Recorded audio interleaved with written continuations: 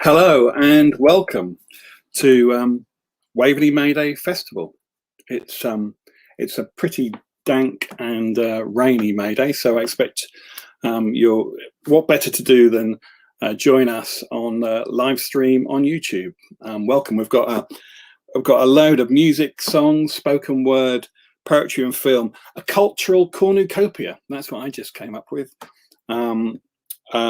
Sort of a brimful program, if you like, celebrating International Workers' Day, and it's organised by the Waveney TUC and supported by the Unite Sizewell Energy Branch, the Great Yarmouth and District Unite, and Suffolk Unite community. So thanks to them for helping us put this on. Okay, so we've got a packed program, as I say. At 2:20, I'll be presenting a special sort of musical slideshow, if you like, with Lowestoft legend that is John Ward, and so that's coming up at 2:20. Lowestoft Sights and Sounds. We've also got the Solidarity Review at 3:05. But first, we're going to start with sort of introduction to May Day, which does commemorate the Workers' Memorial Day, which was on the 28th of April. And we've got this trailer for Banner Theatre's Zindabad, which is all about the Indian farmers' strike. So perhaps we could, if we have, watch this little trailer and get things underway.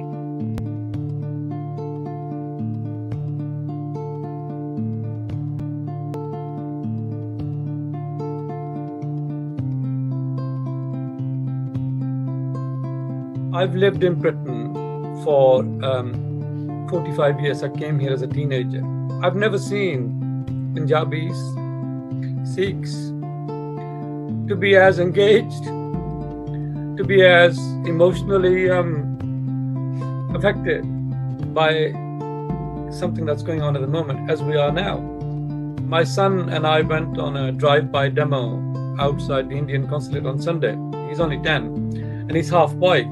It was a fantastic way of him understanding about the other half of his heritage. And we've had good conversations, and we came home and I was watching a video of a song, which is a really beautiful song. This crowd that's mesmerized, that's really fired up by this song. And this crowd is just shouting one word, Zindabad, which means long live. So I was sitting with my son and I started crying. And he sidled up to me and I explained, and he said to me, he sort of, hugged me and he says, "Dad, we will win. This government is really evil. We are going to win this struggle," he said.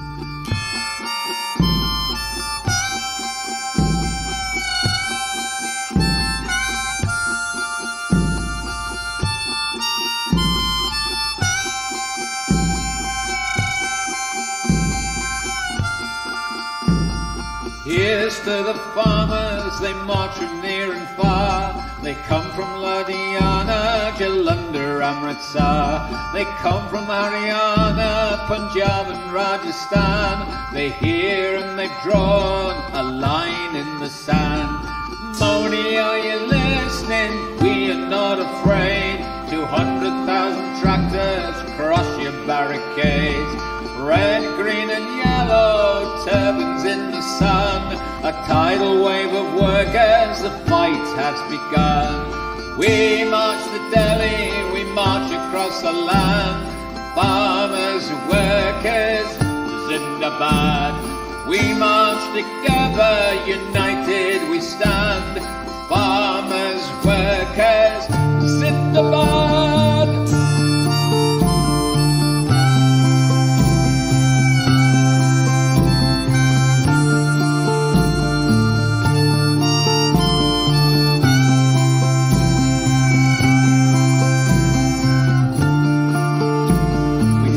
The hungry cities, we feed the rural poor, we feed the teeming masses from Leeds to Lahore.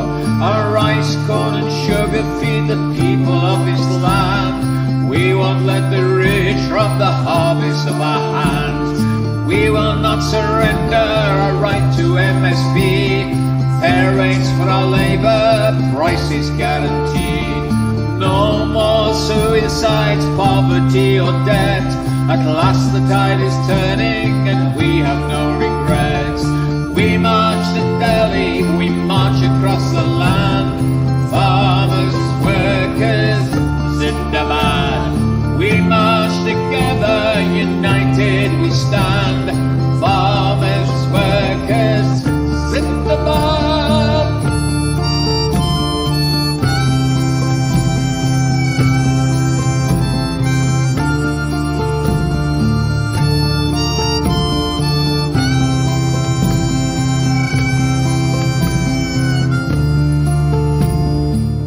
midst of this, the police were not just beating people up, they were actually hosing people with cold but also filthy sewage-filled water.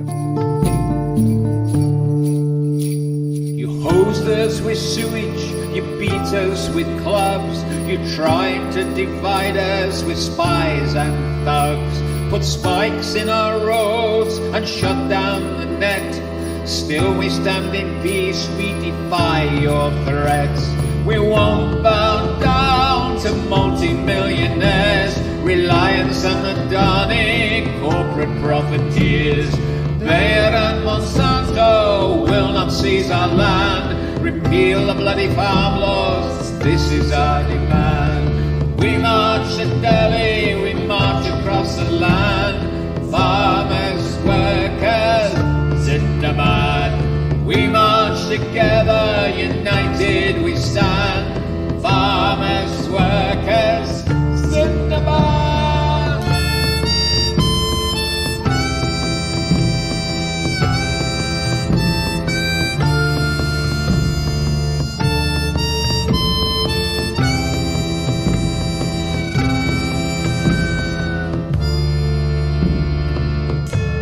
When the media started really amplifying their poisonous kind of propaganda, a lot of farmers who felt disheartened started leaving. And their leader at that point, I don't know, something turned in him that day. He said from the stage, "I am not leaving," he said, "and they're going to beat us up and they're going to destroy us, and they will try and do the same at the Punjab and Haryana borders as well," he said, yeah? So he says, and then he said tearfully, he says, "I would rather take a bullet in my chest, I would rather hang myself than leave this place here." And literally people turned on their heels. And the next day, more people attended that demo.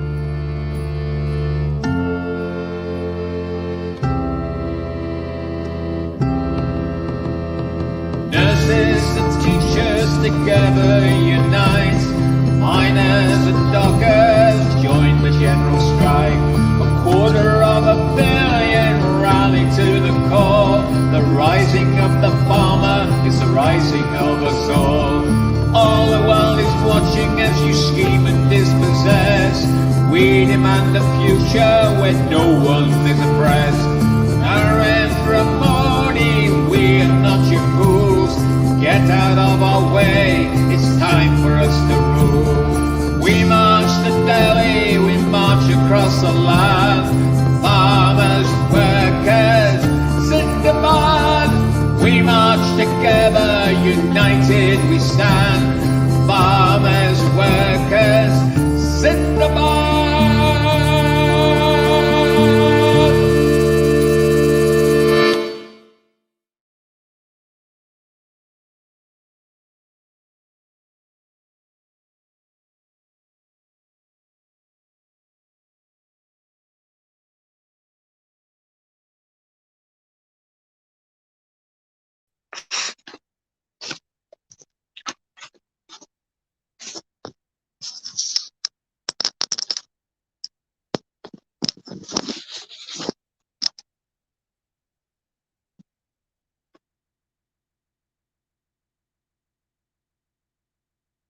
Am I on?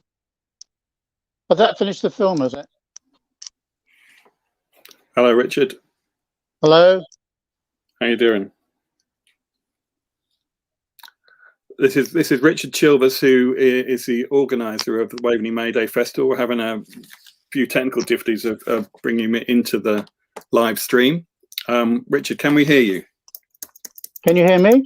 We can hear you, Richard. So tell us a bit about that trailer we just saw. Yeah, well, I'll just introduce it. It's a pity that you weren't able to introduce it really, but anyway, as a Waveney TUC, I'm welcoming you all to the Waveney May Day Festival. This is the 10th of a series beginning in 2011, which has charted the struggle against the cuts and austerity after the banking crisis of 2008, which should have led to the election of a Labour government in 2019, led by Jeremy Corbyn. Yes, they made us pay for that crisis, and we're trying to do it again, pay for COVID with increasing unemployment, wage cuts, firing and hiring worse terms and conditions, and restrictions on the right to protest, with many around the country today protesting against the police and crime bill through Parliament. The theme of this festival is One People, One World. It has to be said that we're living in a benighted and darkening world, shining as it does under the shadow of the sun, which gives this world its life. Yes, climate emergency, a nuclear arms race, increasing population and poverty, and a capitalist system of competitive economies unable to address survival challenges, which require adaptation, convergence, and cooperation based on independence of interests. But where there is life, there is hope. All that lives hopes to survive for better tomorrows. The celebration May Day goes back into the mists of time associated with spring's festivals and hopes for the new year, but also represents a day like no other for the labour and trade union movement, as it's associated with the struggles of working people to create a better world based on socialist principles of collective rights and individual potential. Many born never have that opportunity to shine throughout their lives. The May Day, its formation began after the Haymarket riots, when on May the 1st, 1886 in Chicago, when over 400,000 workers went on strike over the campaign for an 8-hour day, shorter working day, during which a bomb was thrown, resulting in executions as a result of the investigation. It was said that they were anarchists, but in reality they were innocent union organisers who had nothing to do with the bombing.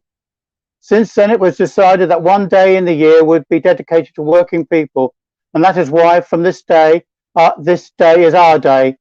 Just like last week, when all the working lives lost, particularly when so many over 800 health workers have lost their lives during this terrible year of COVID. Yes, we remember the dead on International Workers' Memorial Day on April 28th, and we fight for the living by increasing legal health protection and saving lives when we all go out to work for a crust of bread. The programme this afternoon embraces the full creativity of individuals in many ways, both word and sound, and includes a debate over climate emergency, which takes place at 5 p.m, and the ways we must adjust our lives to associate it. This year has been a real nightmare with COVID. Over 150,000 dying during this year, and although the vaccine rollout has brought some protection, that, as we see in India, this is not the case for the rest of the world, with the vaccines being hoarded and the patents being protected by big companies. As without it, the world will not get benefit for well into the next year, if so many have died who could have been saved. What we need is for those patents to be released as requested by the WHO through COVAX, which the People's Vaccine Alliance has demanded, as a basic human empathy with others. No more selfishness. Come together, which brings us back to that theme of one world and one people. India is also the place we are witnessing the farmer strikes, the largest strike ever to take place in recorded labour history, commemorated in the video you've just seen, which also publicised the Banner Theatre, which we are playing again tonight, with all musicians from all over America. Yes, do not miss it. In conclusion, we are in nature and not apart from the biosphere that we're all dependent upon. We breathe the same breath that was created when the earth greened into life many millennia ago. Let's not this COVID wake-up call go amiss. The challenges of the future, such as climate change, already taking place at an increasing pace, and which cannot be so mitigated or stopped, and as now we try to break the transmission threads of this pandemic, but must be addressed full frontal with intelligent and transformative designs in living, to change and adapt, so to tip the balance in favour of collective support, harbouring each and every potential life when each of us opens our eyes to see the world before us. Let us raise our fists and unfurl that red banner of democratic socialism for a better world, and not just the few living off labour. You've already met with Dean anyway, and Dean will be introducing the rest of the programme. And special thanks to Dean Parkin, who has helped me throughout the last few weeks in putting this programme together, and also for Stephen Amer, who has been able to come forward with a novel form of IT, which I have been unable to do, and so I'm doing it from my phone. And to all the participants who have come together to show the creative potential, which is what the life is all about. So thank you very much, and thanks you very much.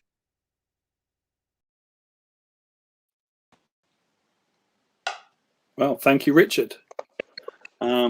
Yes. Well, here we are. So, as Richard said, I'm Dean Parkin, and I'm a local writer and poet, and I'll be introducing this afternoon. But to sort of kick things off, I'm doing this lovely event called Lowestoft Sights and Sounds with John Ward and Lynn Ward. Hello, John. Hello. And Lynn. Hello. How are you doing? All right. Good to see you. Thank you. All right. Yeah. Yeah. Good. Yes. Yeah. Nice to get things underway. Yeah, I love your background. It's very nice. Love the you've got the matching red with the flyer, which I'm very impressed with. We were the paint's still wet. Right. Okay. It's lovely to do this with you, John, because I've known you for about 450 years when we were young men. I don't think we've ever it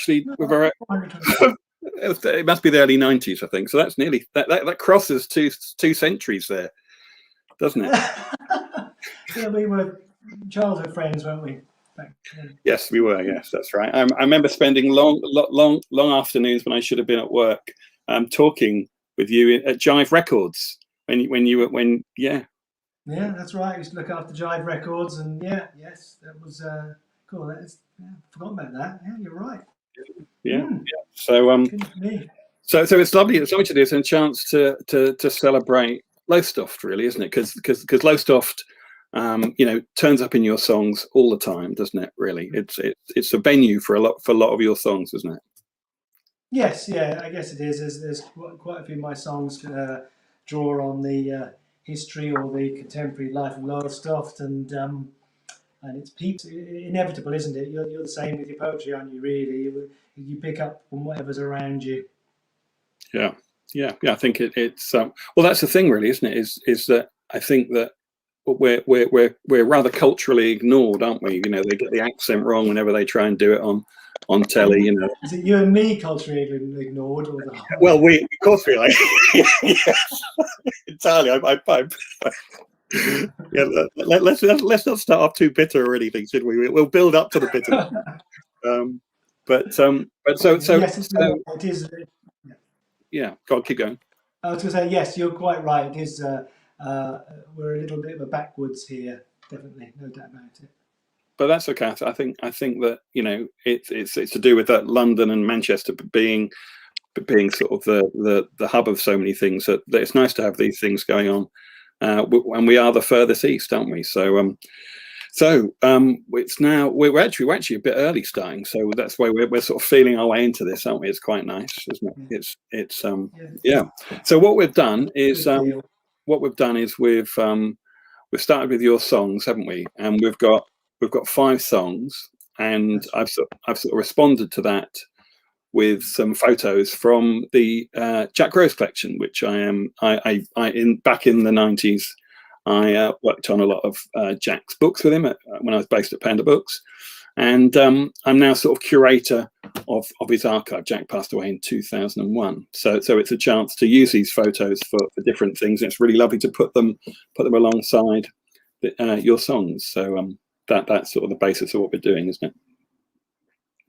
Yeah, looking forward to it.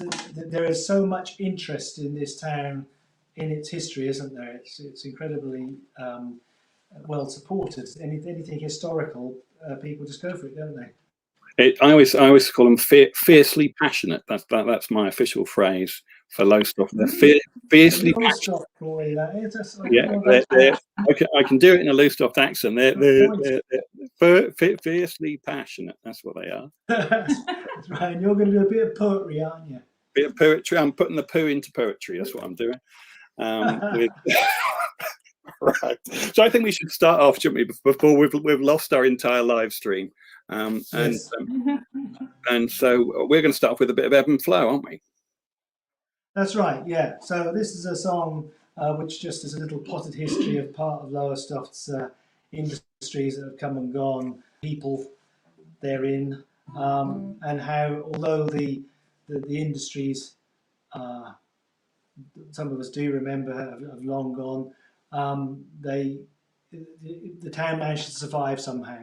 We have the song. It was written a little while ago in the the gas rigs. But since then, of course, we SLP hasn't got any orders and doesn't do anything now. But it's now the wind farms and the windmills. So things do move on. So yeah, this is the ebb and the flow. It has got a chorus for anybody who wants to sing along at home.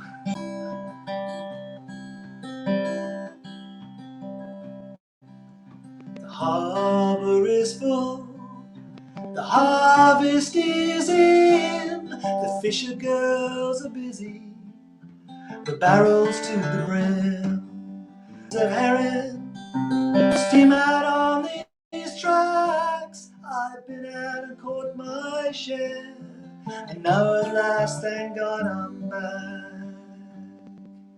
So I can't imagine what they mean when they say we'll fish the ocean. How and I and this old town survive. Oh, the ebb and the flow. Something dies, a new shoot grows. And I and this old town we know are all moving with the ebb and the flow.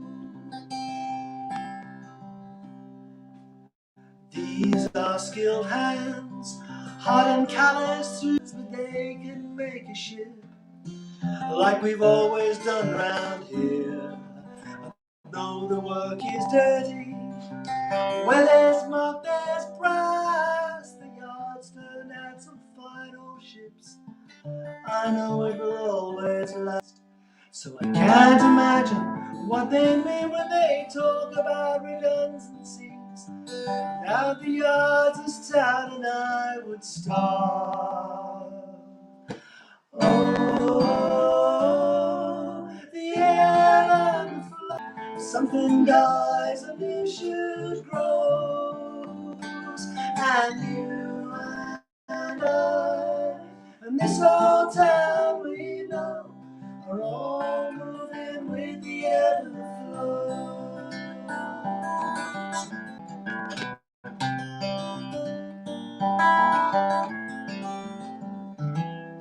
I serve behind the bar with a show at the end of the pier. So much work to find when the summer season's here. They droves from the cities far inland for a week by the beach. Bingo seeing the sand. So I can't imagine what they mean when they say the crowds will one day leave. This town will surely die. Oh, the ebb and the flow. Something dies, a new shoot grows, and you and this old town we know are all moving with the ebb and the flow.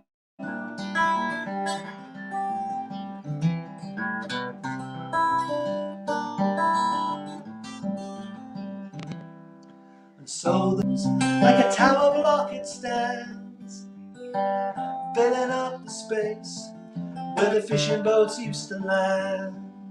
The shipyard shut for good, and now I'm working here, welding day and night throughout the year. But I imagine that one day the gas and oil will pass away. But come what may, this town and I will just carry on. The ebb and the flow.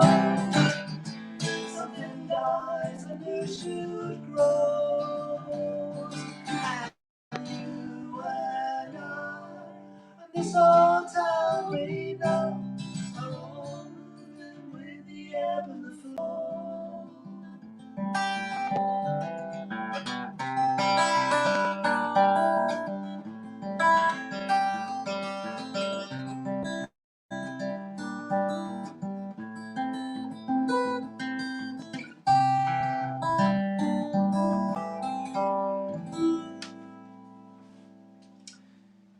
There we go, ebb and the flow. Thank you, John. So I'm going to now share screen, if that's, there we are. Thank you, that's good. So Lowestoft Sights and Sounds, Ebb and Flow. Well, lovely song, John. I like how it travelled. It was like a journey through Lowestoft work, wasn't it? It's amazing to capture that in a song. And you mentioned the harbour full. This is one of my. I've been looking for a long while to find photos of the harbour, just showing how full that was. This is in the 1930s. It's amazing, isn't it? It's just that thing of it's all those masts. It's sort of an incredible view. John, do join in. If you feel moved, of course, and Lynn.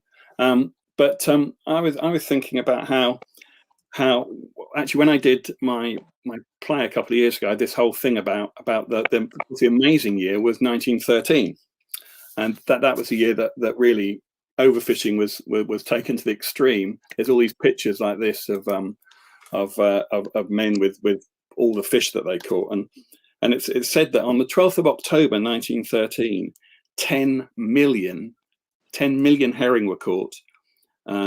On one boat, the Boy Roy, netted £3,240. In today's money, that's £340,000 in one day, made by one boat at Lowestoft in 1913. That's quite a payday, isn't it? That's amazing. It makes you wonder how why so many of the fishing was so poor, though, doesn't it? Well, it never, the trickle down economy never worked, did it? No, never has. No, but the thing was, is that they say there were 770 vessels, 350 local, 420 Scottish, each with a crew of 10. So that's nearly 8,000 fishermen landing in Lowestoft in 1913. So just imagine all those men wandering around the town. It must have been a incredibly hive of activity. And of course, 87% of the catch was exported to Germany and Russia. And I had to do this on a calculator. Obviously, that's 466 million herring, and that's more fish than the population landing at Lowestoft in 1913. And as I say, that does explain overfishing. And after the First World War, of course, those German and Russian exports stopped. So that's why the town, as many towns, it wasn't a good time in the 20s, was it, back then? That's why fishermen were so hard up in the 20s and 30s. But they all recall that amazing time in 1913. Okay, so now you also mentioned the shipyard, and this is from 1968. I thought that this is at Brooks, and this is when they just built some Russian trawlers. I don't think these are the Russian trawlers, but I can't find the caption to go with it. I know it's 1968, but look at the size of that ship, and look at the size, and I love the size of the crowd, because all those men worked on that boat, didn't they? And it must have been an incredible thing to be part of, to be making these enormous vessels. Unfortunately, those skilled working class jobs have sort of largely gone, haven't they? Yeah. And we can all remember there was sort of there was going to be a bright hope, wasn't there, in 1987 when it was the last craft to be built at Brooks Yard was actually the Virgin Challenger 2, which was Richard Branson boat, and there was a lot of hope around that, but it never happened, did it, after that? But I can remember that being on the front page of the journal.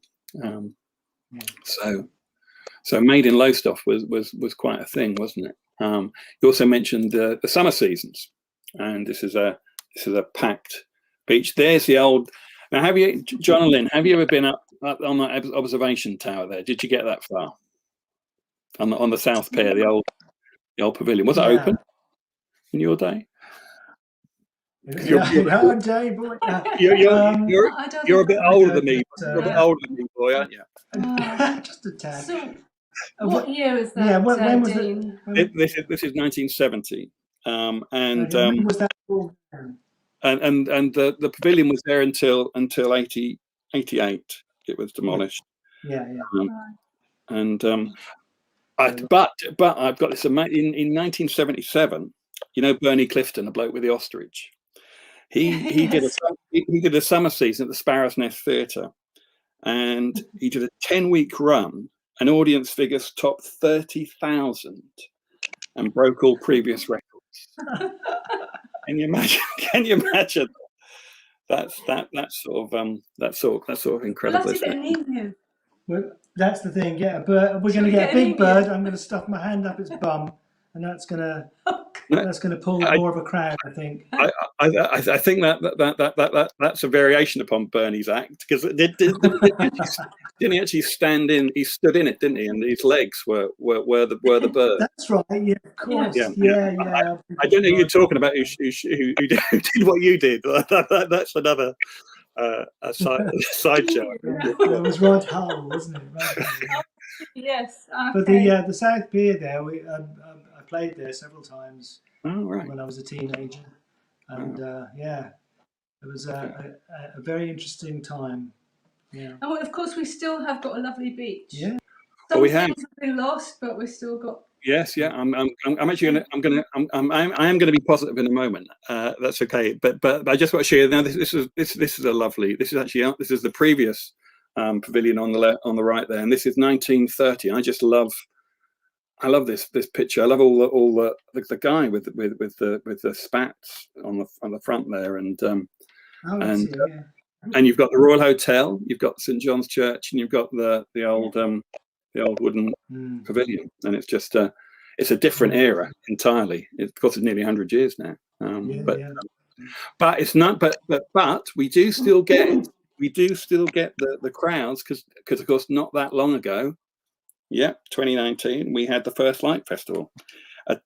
40,000 people attracted to the local area, from the local area and further afield. There was Danny Boyle, Talvin Singh, DJ Giles Peterson, and another act called with John and Lynn Ward there, I believe. I don't know what happened to them. Well, that was a very memorable day. It was a great honour to be part of that for us. It was a great gig. It was a very memorable one for us. We thoroughly enjoyed that. And of course, it will be back bigger and better and stronger next year, we hope. The light returns. Yep. It will. I borrowed that picture from the journal, which you can see in the bottom right corner there. We had the Burning Man, which was a great spectacle. It was. Yeah, there's some great pictures of that, isn't there? Yeah, I mean, it was a really, it was a real good spirit to that day. I was wandering around there, and I don't usually. Being a poet, I'm not used to large crowds. Usually about 20 people in a library. That's usually the extent of me. But it was such an upbeat feel to it. And it was a beautiful day as well, wasn't it? Incredible day. Was, yeah. So looking forward to people getting back together for that again. So I've rounded it off on a positive note, and you're going to now take us to another part of town, aren't you? That's right. Yeah. We'll do a positive song. A song called Station Square. For those of you who live in Lowestoft, you'll be familiar with Station Square. It's a slightly romantic view of it, perhaps, this song, but nonetheless, I was feeling in a good mood when I wrote it. So, with no further ado, here we go. Oh, hang on, it starts like that, doesn't it?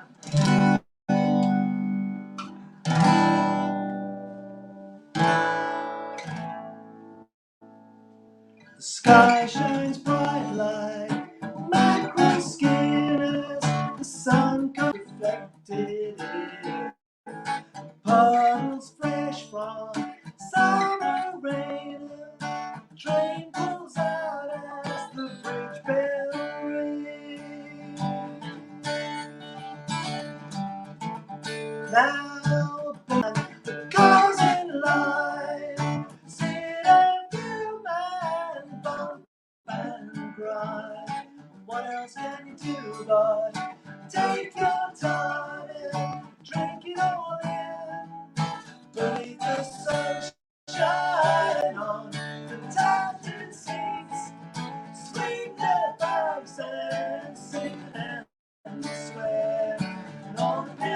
fly as the lovers meet as the wind blows sweet through Station Square.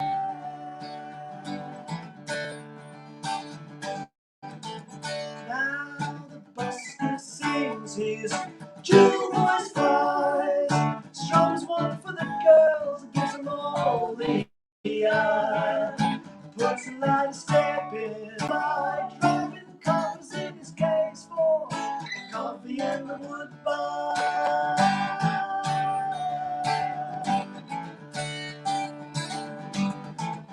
And you hop off the bus heading down to the prom, send your sunglasses on, stop off for some chips as the little kids run past the beggar and his dog, punched out of the sun, and all the tattooed men on the tattooed seats, bags and ceilings swear, and all the pigeons fly as the lovers meet as the wind blows sweet through Station Square.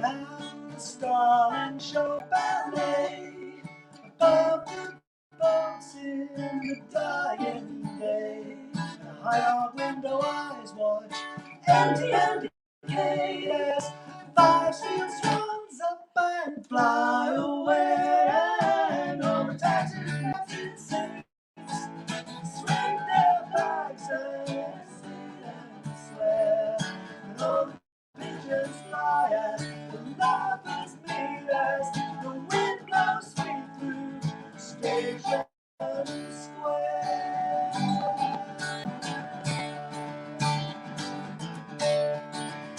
Caught in the crosshair of Station Square.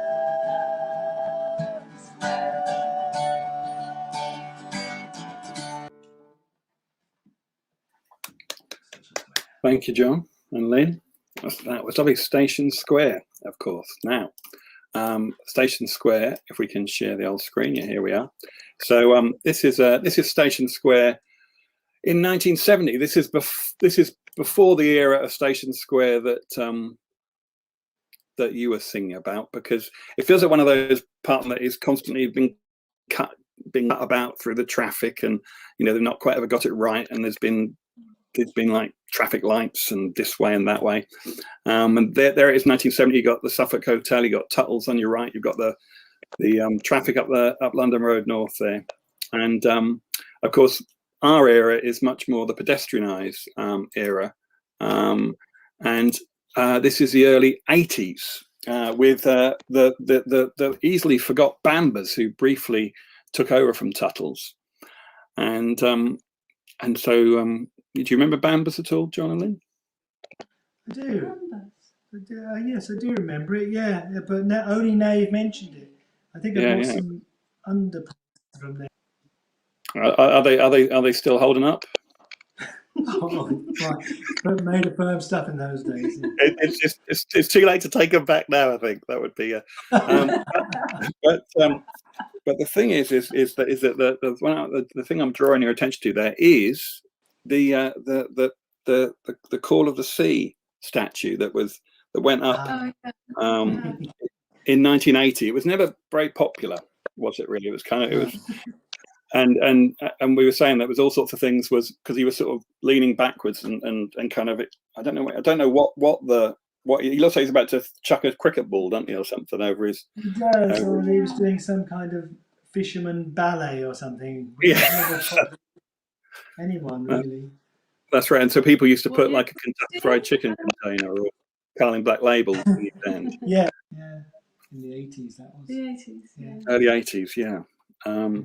But this sculpture was made by a sculptor called William Redgrave, and he based it a bit on this fella here, who is called Ned Ellis. You remember this picture? This was just over the road, quite like the Ford Jenkins picture that used to be in the window of Ford Jenkins. So as the cars used to roll by, it's a huge blown up picture of this, and there is actually young Ford Jenkins gazing up at old Ned.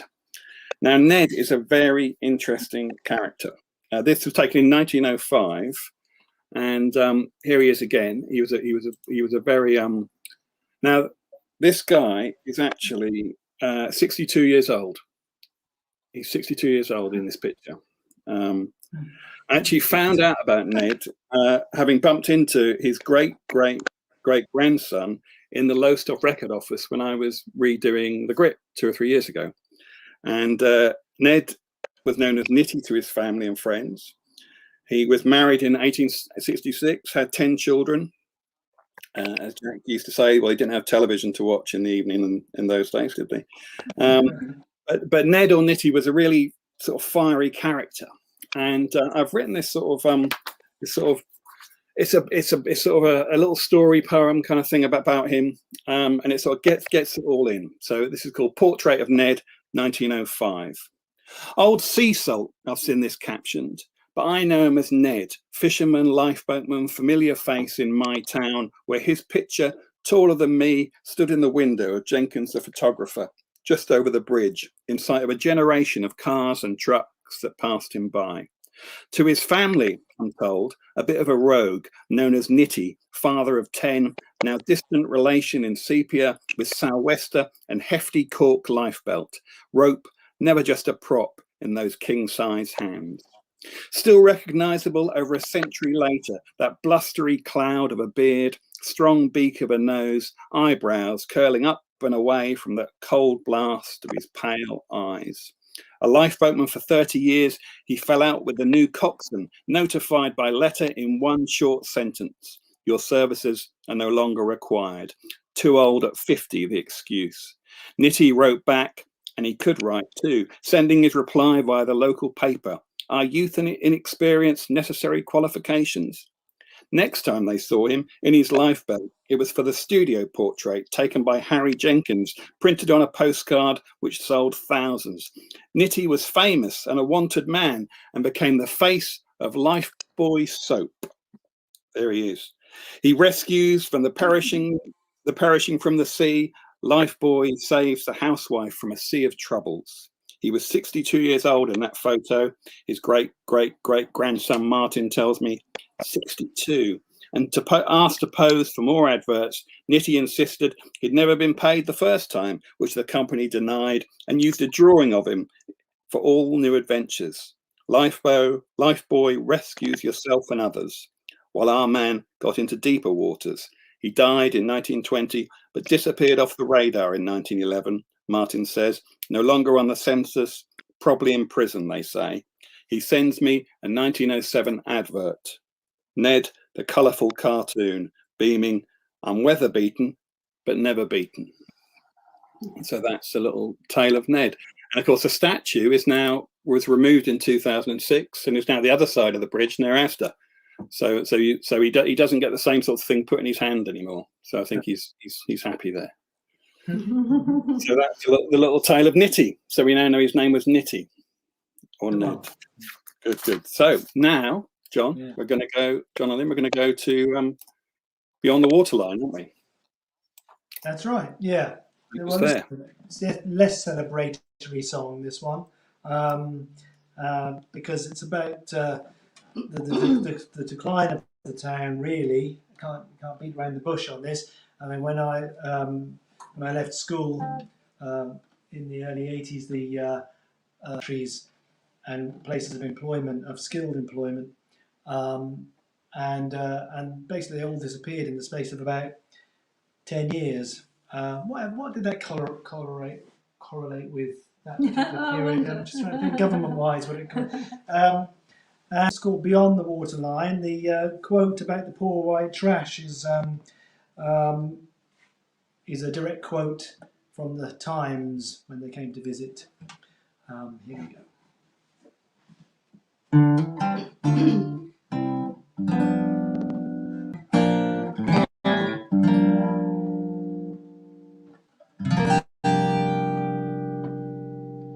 Tide comes in to wash the beach, leaves a line of dirty weed behind.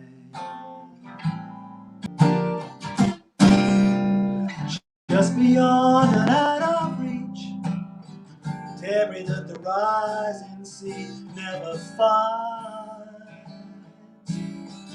Stranded on the stony sand, just out of reach of the ocean, broken and forgotten, lost a band at a time.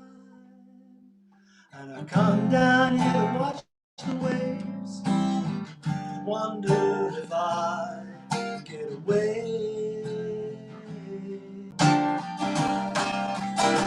Gets me out of the house a while, seems I'm always in the way. Stay.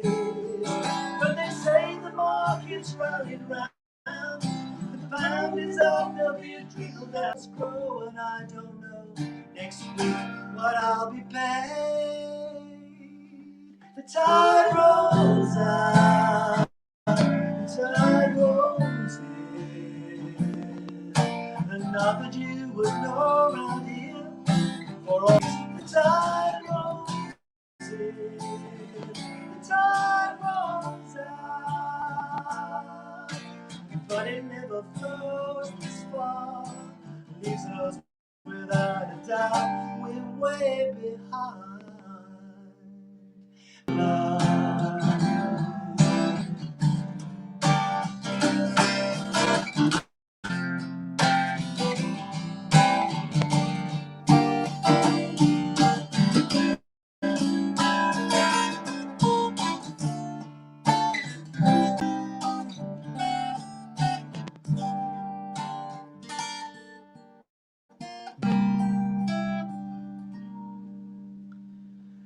At election time, the minister came with a listening look, saying, "What a shame what's been going on." He said all we had to do for change was to put a cross against his name, and then his bus moved on. Next day the press said we were poor white trash, the trash. Yeah, we never had that luxury.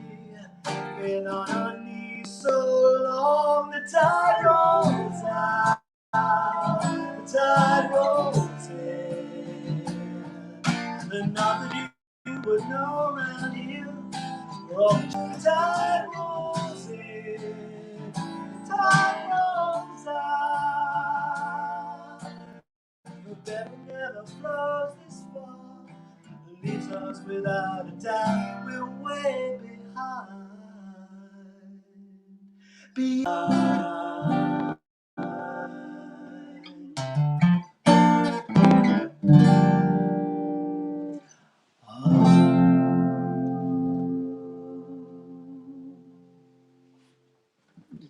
Very nice, John and Lynn, thank you. The tide rolls in, the tide rolls out, which took me back to the floods, the floods of Lowestoft, and this was a biggie back in January 1953, 31st of January, the night of, and this is actually a view looking down the cliff towards Whatblode Road the day after, and actually a relative of mine lived in one of those houses. I think it's probably this one here. I seem to remember a lady called Joan Reynolds, and actually Joan's husband was Jack Reynolds, who was a railwayman and a Labour councillor in the 70s and 80s. And when I actually interviewed Joan for the Grit book, and she said I lived there with my husband Jack and our two little lads Christopher and Paul. As I remember, the actual day of the flood was very, very windy. There was a strange atmosphere, a really peculiar sort of day. Jack was at work that night, and Joan thankfully managed to scramble to safety with their children up the cliff. next morning, Jack put on some high waders and managed to get through to the house. And when I did go back, there was still water in the kitchen.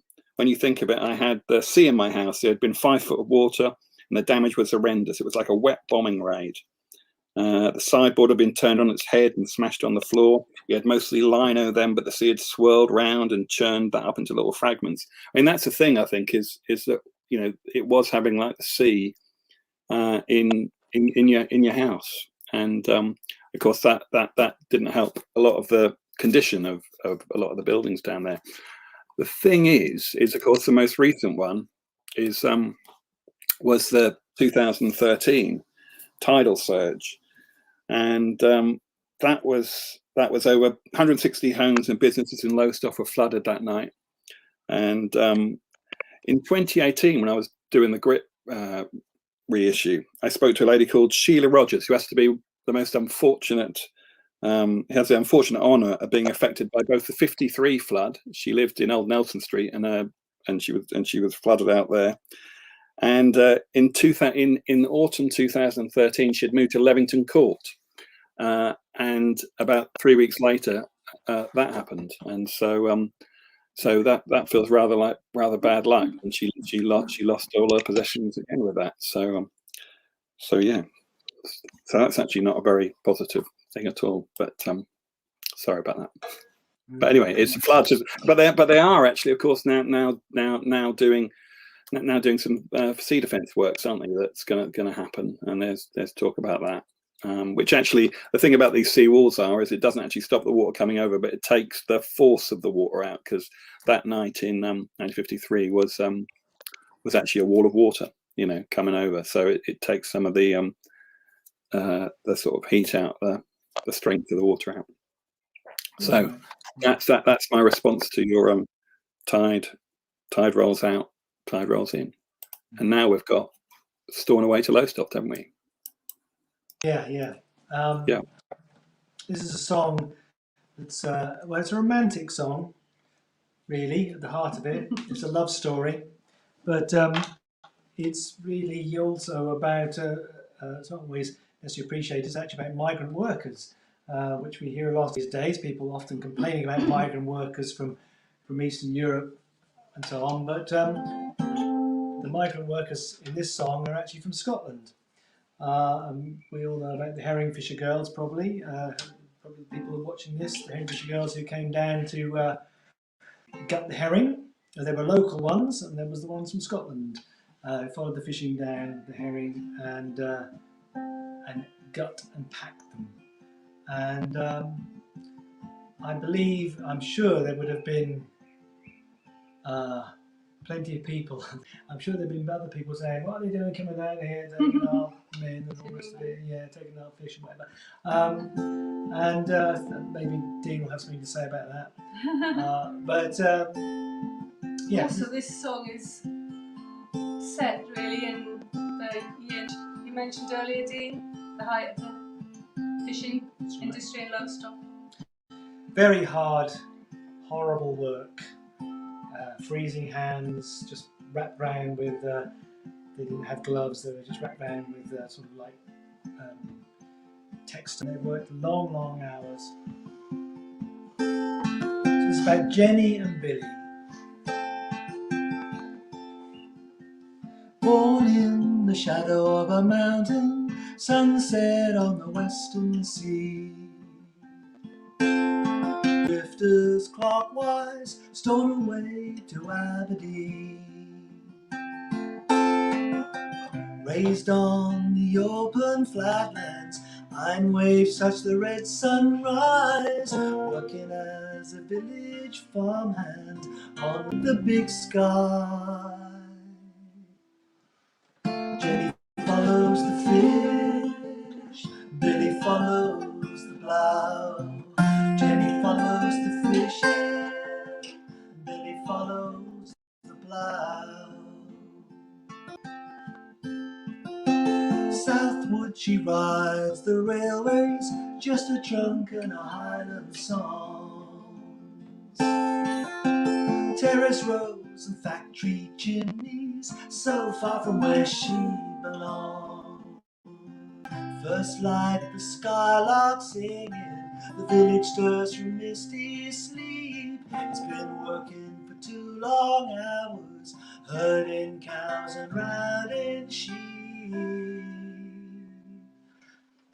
Jenny follows the fish, Billy follows the plough. Jenny follows the fishing, Billy follows the plough.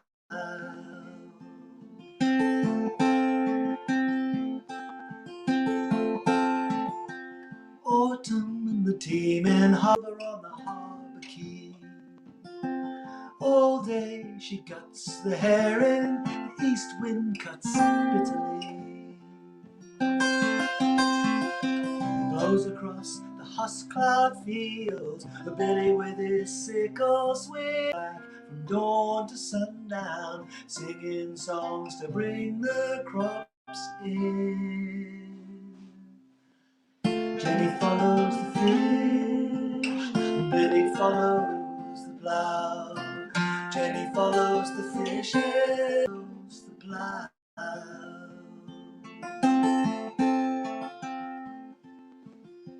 Sunday, a harvest service, the congregation stands to sing. All eyes upon the old, a glance at him. Outside the bells are ringing, the rooks scatter, croak and call. As she walks, he's there waiting, with a smile by the Flint church wall. Jenny follows the fish, Billy follows the plough. Jenny follows the fish and Billy follows the plough.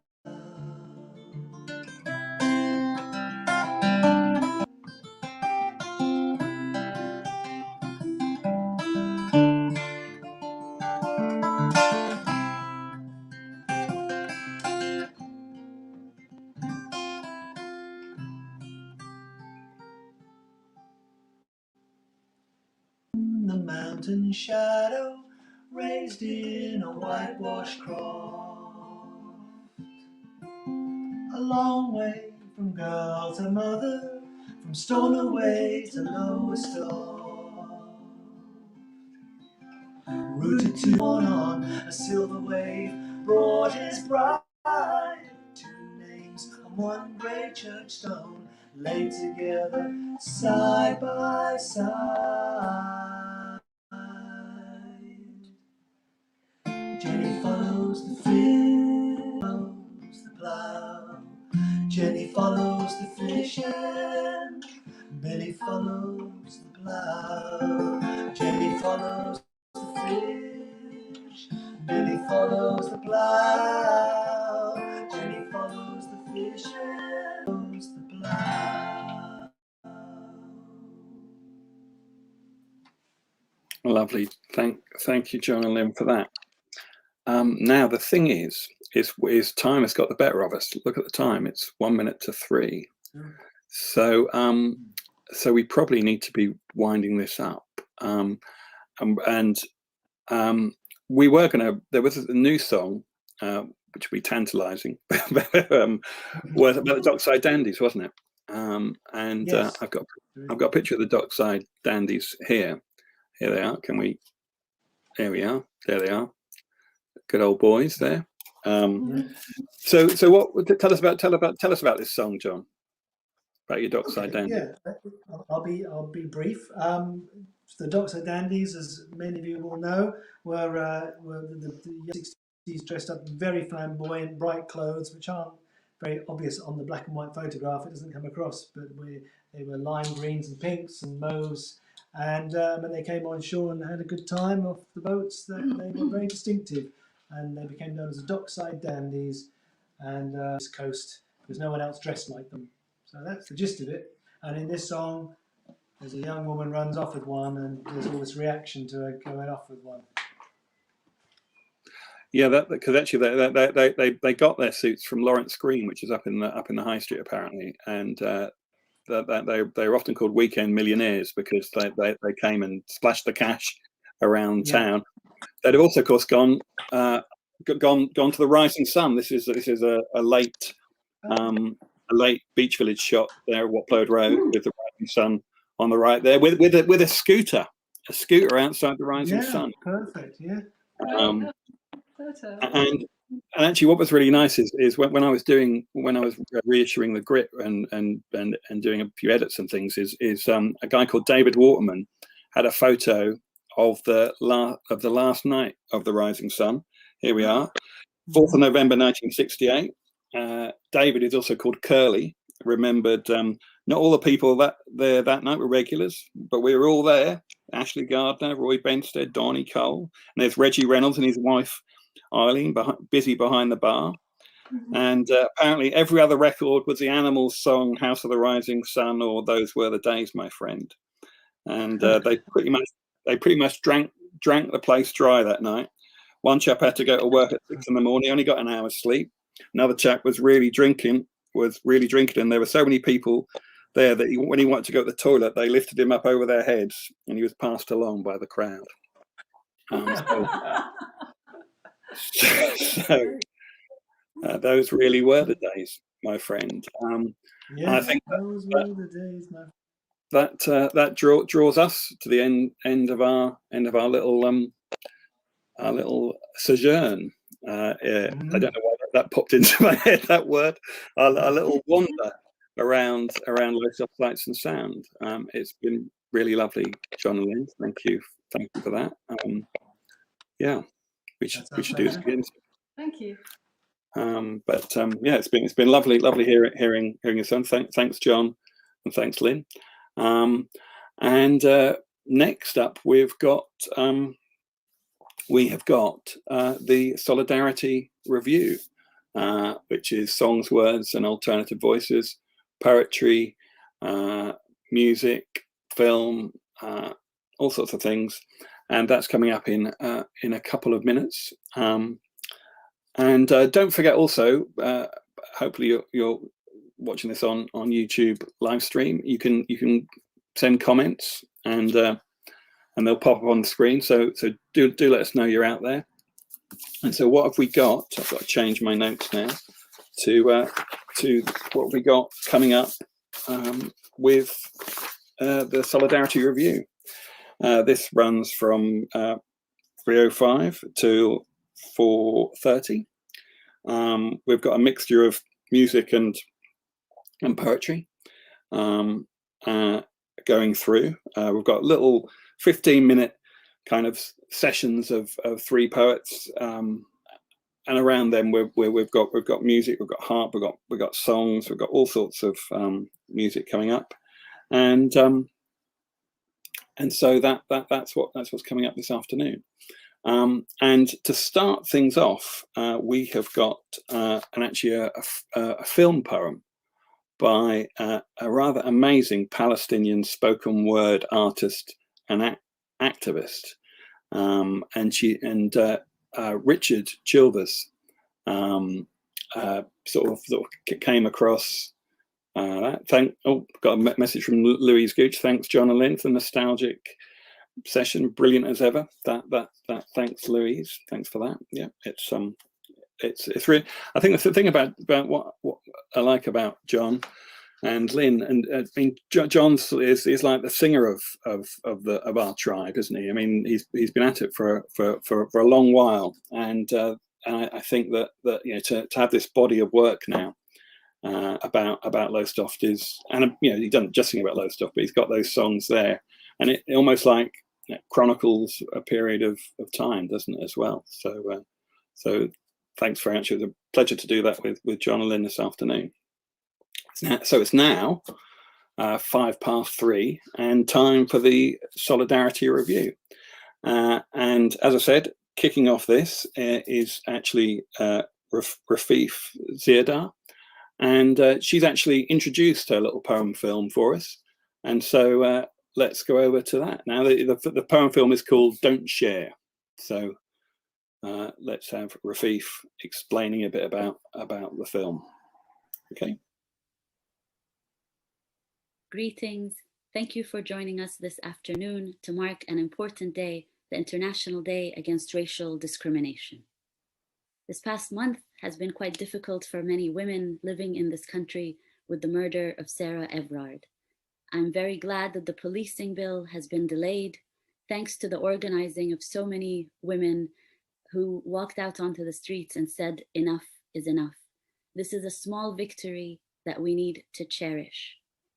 This past summer, the Black Lives movement took to the streets in an awakening to all of us to really understand the rampant racism that still exists, but to also commit ourselves to changing, to ensuring that business as usual does not continue as racial discrimination continues. And that is something we need to commit to in our movements, in our trade unions, in our workplaces, and in every aspect of our lives. This day is quite an important one to recommit to solidarity and to recommit to the fight against, to commit to our anti-racist organizing. My name is Rafif Ziyada. I'm a Palestinian spoken word artist, and many of the poems you will hear me performing today were written from the perspectives of refugees and asylum seekers who are trying to cross the Mediterranean, trying to find a safer life in another part of the world, but being denied that simply because of the color of their skin or who they are.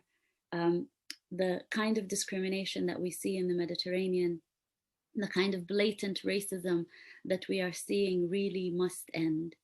The poems I'll be performing to music with Australian musician Phil Mansour, we recorded them online because we really wanted to join this event. Of course, with all of the issues with the internet, you have to excuse us if there's a few glitches, but we really wanted to be with you and to share these important stories. As we speak, in Palestine, the COVID pandemic is getting worse and worse. And while the media has been speaking about the vaccination program in Israel, it is not speaking about how Israel, as the occupying power, is refusing to give vaccinations to the Palestinian people that are under its control. So discrimination and racism work in various ways, in various locations. And I ask you to keep the fight up for justice, to think of all of these places, to consider how you are supporting and how you are telling these stories. I'm very glad to be with you today. I hope your event goes fantastic and you enjoy all the poetry and the music. It is always important to come together in celebration and to come together in solidarity, because that's what keeps us going in our movements. Thank you.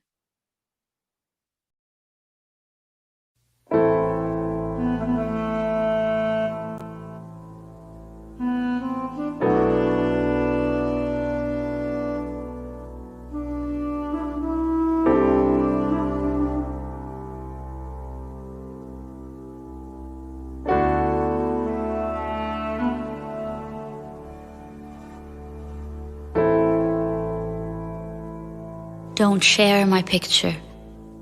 Don't share my picture. Don't stare at my last breath. Don't look in shock or even in sadness. I was alone when the waves came in. I was all alone when the waves came in. There were no sandcastles, and there was no you. I was alone when the waves came in.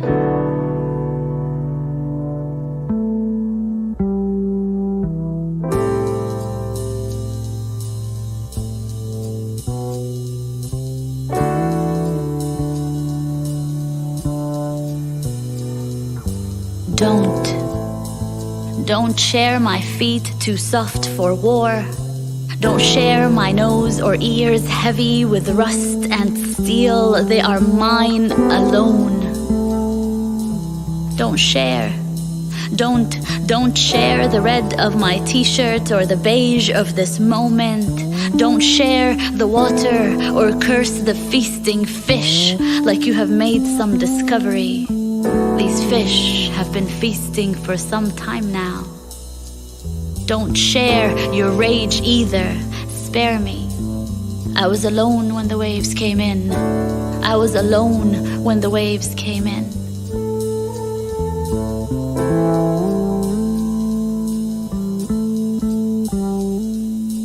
Tell the politicians to hug their children tonight. spare me. Tell the clergy to save their prayers, their candles, and their empty beds. Spare me. Just let me rest here. Breathe in this silence. Just let me rest here. Breathe in this silence. Watch the clouds here on my last stop. I was alone when the waves came in. I was alone when the waves came in. I was all alone as the waves came in.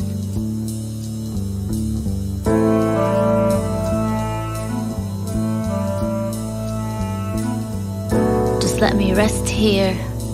Breathe in the silence. Just let me rest here on my final stop. I was alone as the waves came in. I was alone as the waves came in. I was all alone as the waves came in.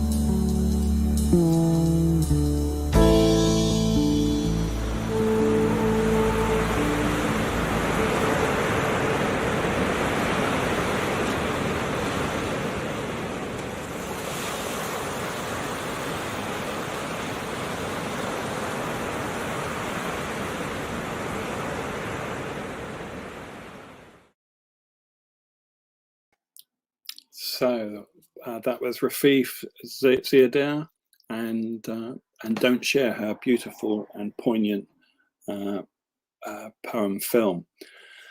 So we've now got a musical slot up next.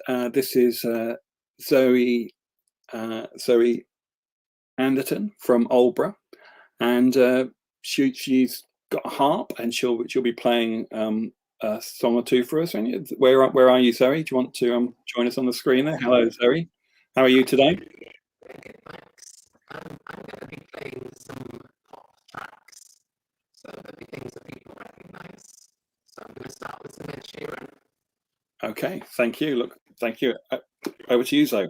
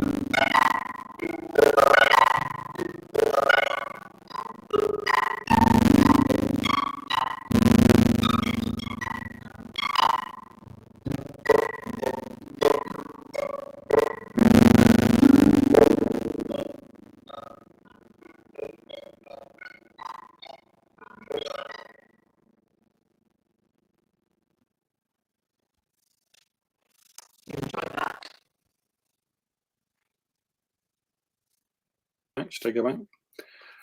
Thank you, Zoe. We did have a slight sound issue with you there, and so some of it did sound a bit with an electronic edge. So there was a bandwidth issue. But thank you, but thank you for your masterful playing there. That was a lovely way to start the this afternoon. So thank you, Zoe, for joining us from Aldborough. Okay, thank you. So yes, apologies for the slight technical glitch there that made Zoe effectively embrace electronica music. It was kind of rather still rather unusual and beautiful at the same time. But apologies, we couldn't hear it perfectly there. But that's what happens in this. You know, the technology we've got is amazing that we can actually share our music and words across the country. Okay, so what we've got next is some poems. We're going all across the county, and we're going to first be joined by Freya Tooley, who's from Alton Broad. Hello, Freya. Do you want to pop up on the screen? Here we go. Here she comes. Good afternoon, Freya. How is Alton Broad this afternoon? Changeable. We've had some rain, we've had some sun, but it's good to be here. Well, we do need the rain. So you've got some poems for us this afternoon, haven't you? So take it away, Freya. Thank you. Thank you very much for having me. I've got 2 readings today. The first is called The Pier. Vertical beams frame air and water, casting the celestial sphere.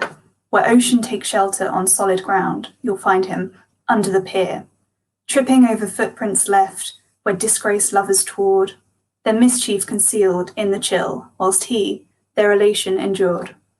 And pain is buried temporarily by the draw to liquid curses, and a scratch at the arm familiar, like a book of comforting verses, that is spit on the empty stage of a one-man travelling band, laying down his soul sea shanty to protect the fading sand.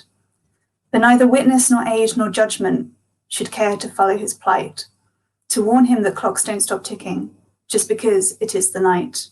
And there he may slouch till dawn at least, perhaps even the dawn after, when humans will return to the platform above, flooding graves with their shallow laughter. And the second is not so much a poem, but it is a reflection of my significant feelings towards the extraordinary shared resource that is our ocean, and it's entitled The Boat on the Horizon. What does the sea mean to you? I asked her, watching the waves one day in June. She turned towards me, but did not meet my eyes. The sea was calm, its spirit matching the mood of the observers that it greets. How long would it last? I saw a boat on the horizon, neither big nor small, but both at the same time. The sea is a doorway to freedom, she replied. There are people who regard the sea as an obstacle, an object blocking the route to other lands and ideas and people we love.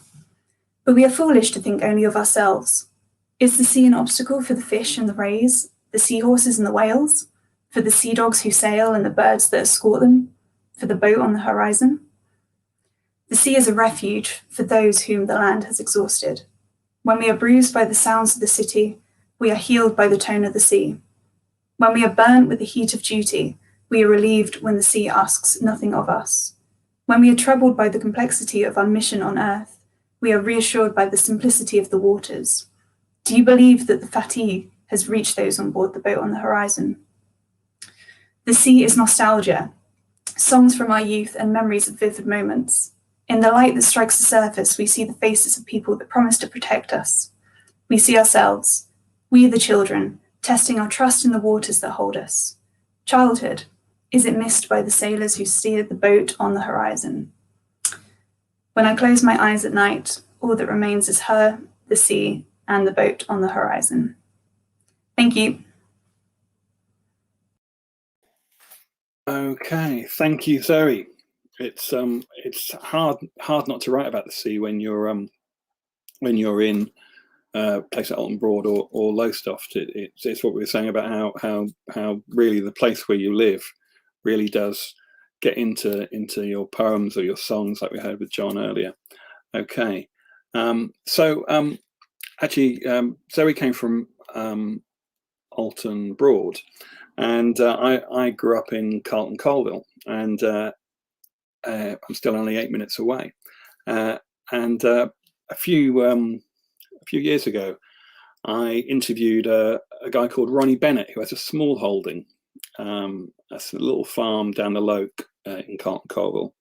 And I sort of wrote this poem about his life. It's in his Suffolk accent, which I'll do. It's called "The Man in the Blue Overalls." Dad used to say, "If you can't afford it, you don't want it." You never made a lot of money, but you didn't spend a lot of money, did you? Telly, radio, and you might have had a bike, centrally heated hums. Just scrape the ice off the window and put another coat on. Grown up a bit softer now, ain't they? You knew everybody in the road, didn't you?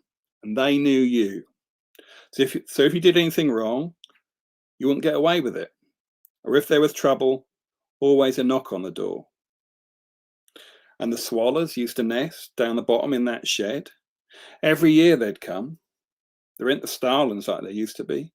And the sparrows were a damn nuisance up in these trees, like a cloud it was. They'd fly down, sit on the corn and pick it off. Like everything, there ain't the numbers now. As boys, we'd scrump a few peas, make dens, pop guns, bow and arrows. Didn't cost nothing, did it?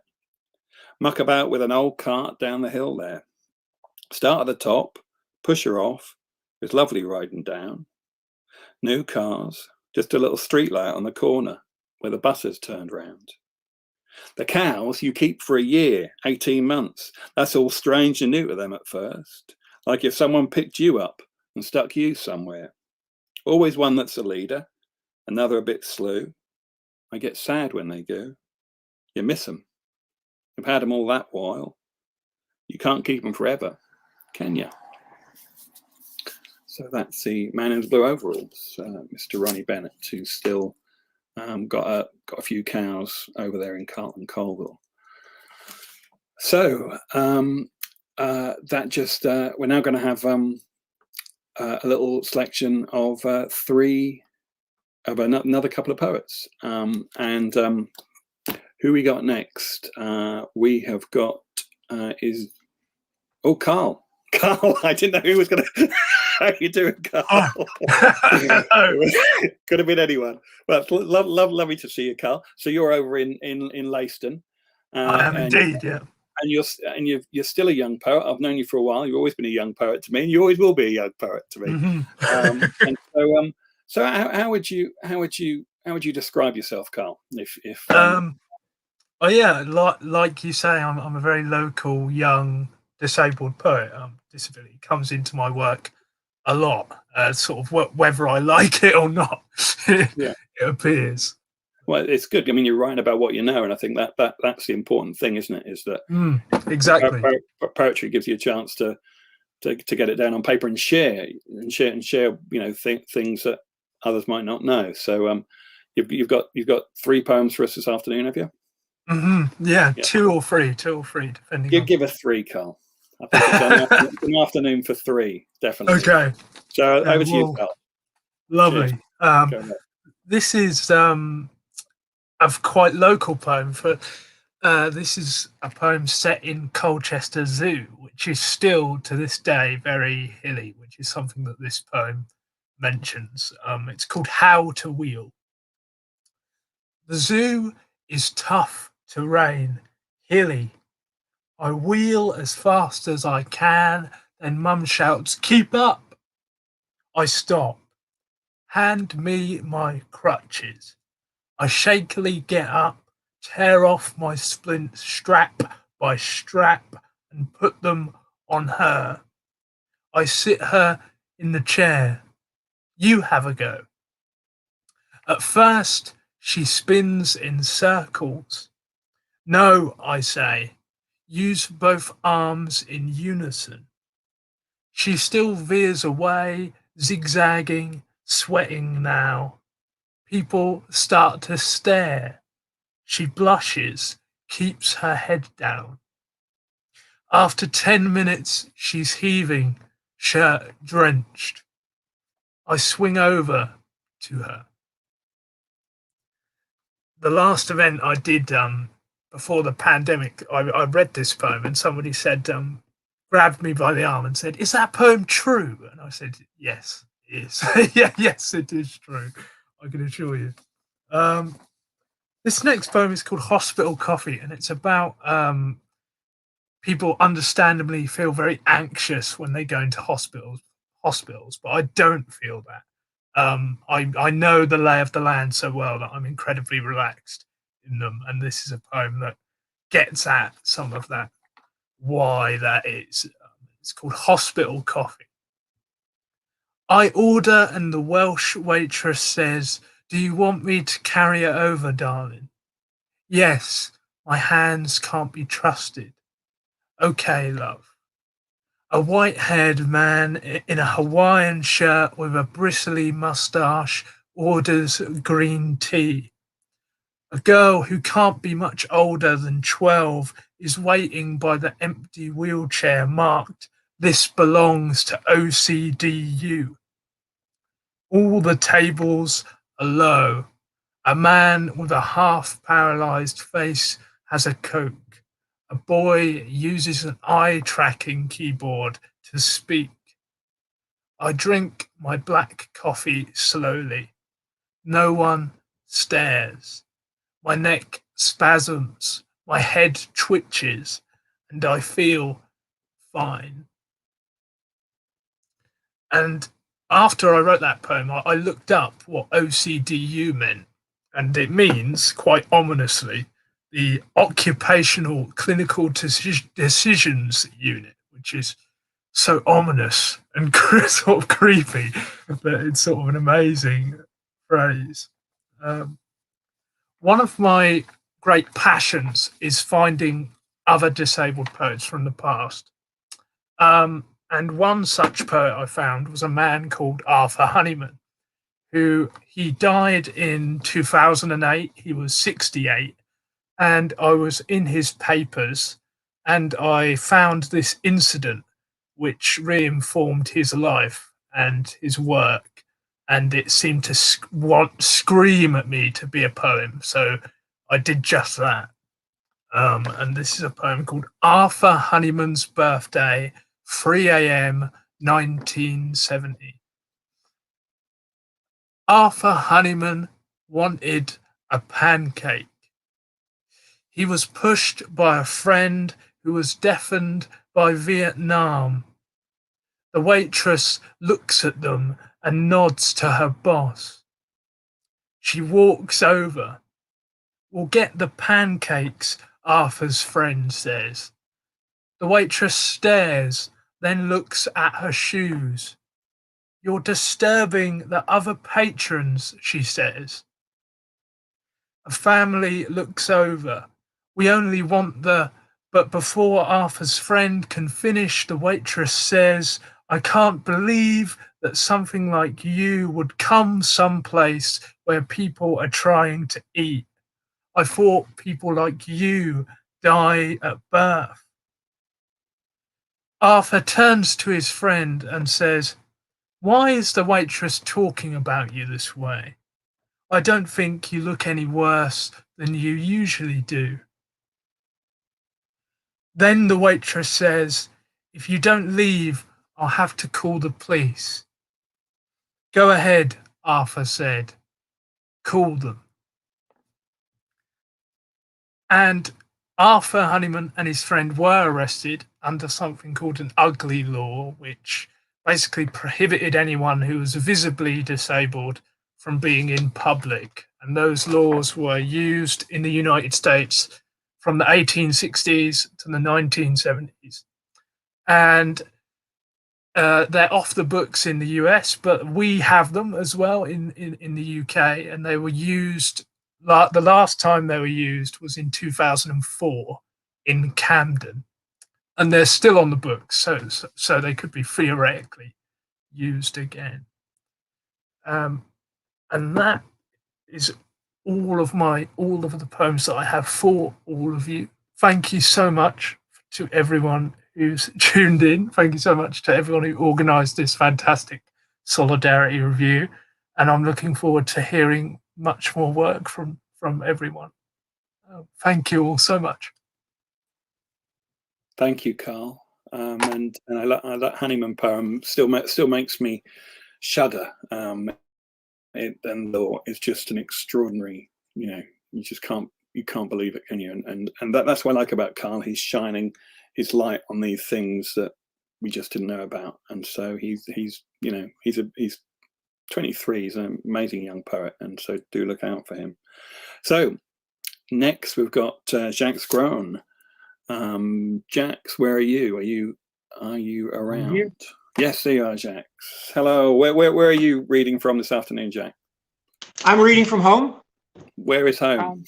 In Woodbridge. Woodbridge, down to Woodbridge. Yes.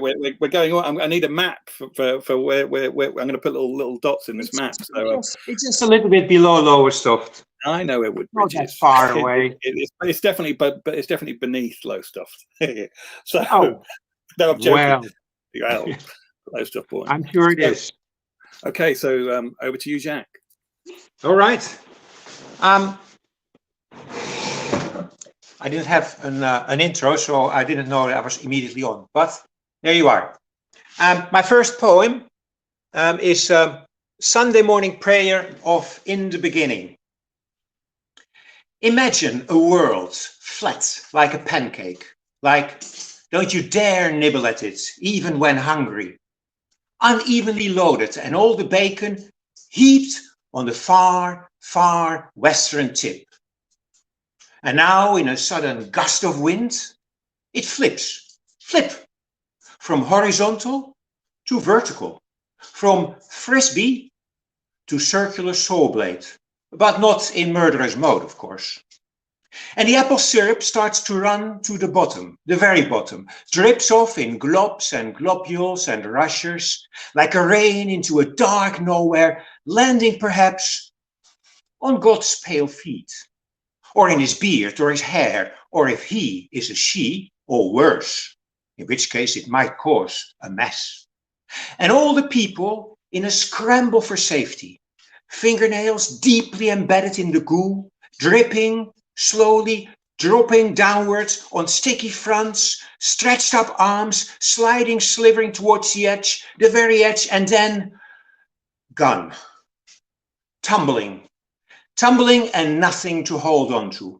Gone into the nowhere of vacant, empty dropping. But maybe onto his or her hair, or toes, or both, but hey, heavenly so. Whilst on the other edge, high above, on the opposite side of this flat world, 5 heroes, fine men, great entrepreneurs, splendid specimens, man or rocket, a spaceship, the Ark of Noah. And all of them forgotten their credit cards, left on the mantelpiece, more likely on the bedside table, in their wallet, right next to their mobile, or their condoms, or wife, never mind the children, in the rush to save humanity, save it and reach for space, to find a better world. All theirs, an earth of fresh earth and clean air and clear water, edible. Amen.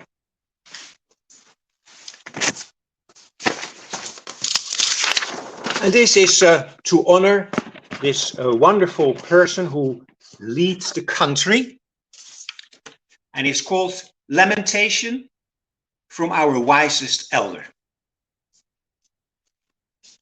Mr. Speaker, this is the so manyest Saturday night this week. Time flies. I am not sure if I'm being pulled downwards, upwards, heaven or hell. And who cares? By now it's out of my hands anyway. And it won't cause a brouhaha if we were to arrive at the wrong destination, as I won't know anyone in either place. Perhaps, Mr. Speaker, that is why I hold on so tenaciously. All the good and all the bad living here already. For only the dead depart and leave themselves for us, to stand waist deep amongst their repugnant maggots. Why, Mr. Speaker, I refuse to stand anywhere. Let the bodies pile high, but let's keep on celebrating, keep on living on gilded stilts, till the knife, of which I have only known the handle, plunges and plunges. And this is more a song. I have a little extra time because some people dropped out, so they gave me more time. This is a song, but I can't sing for the life of me, and I don't play an instrument, so I'll read it. And I wrote it whilst listening to Bob Marley, so it's called Homeless Reggae. Got no money, got no money, got no money. Money, money, money. No, no, no.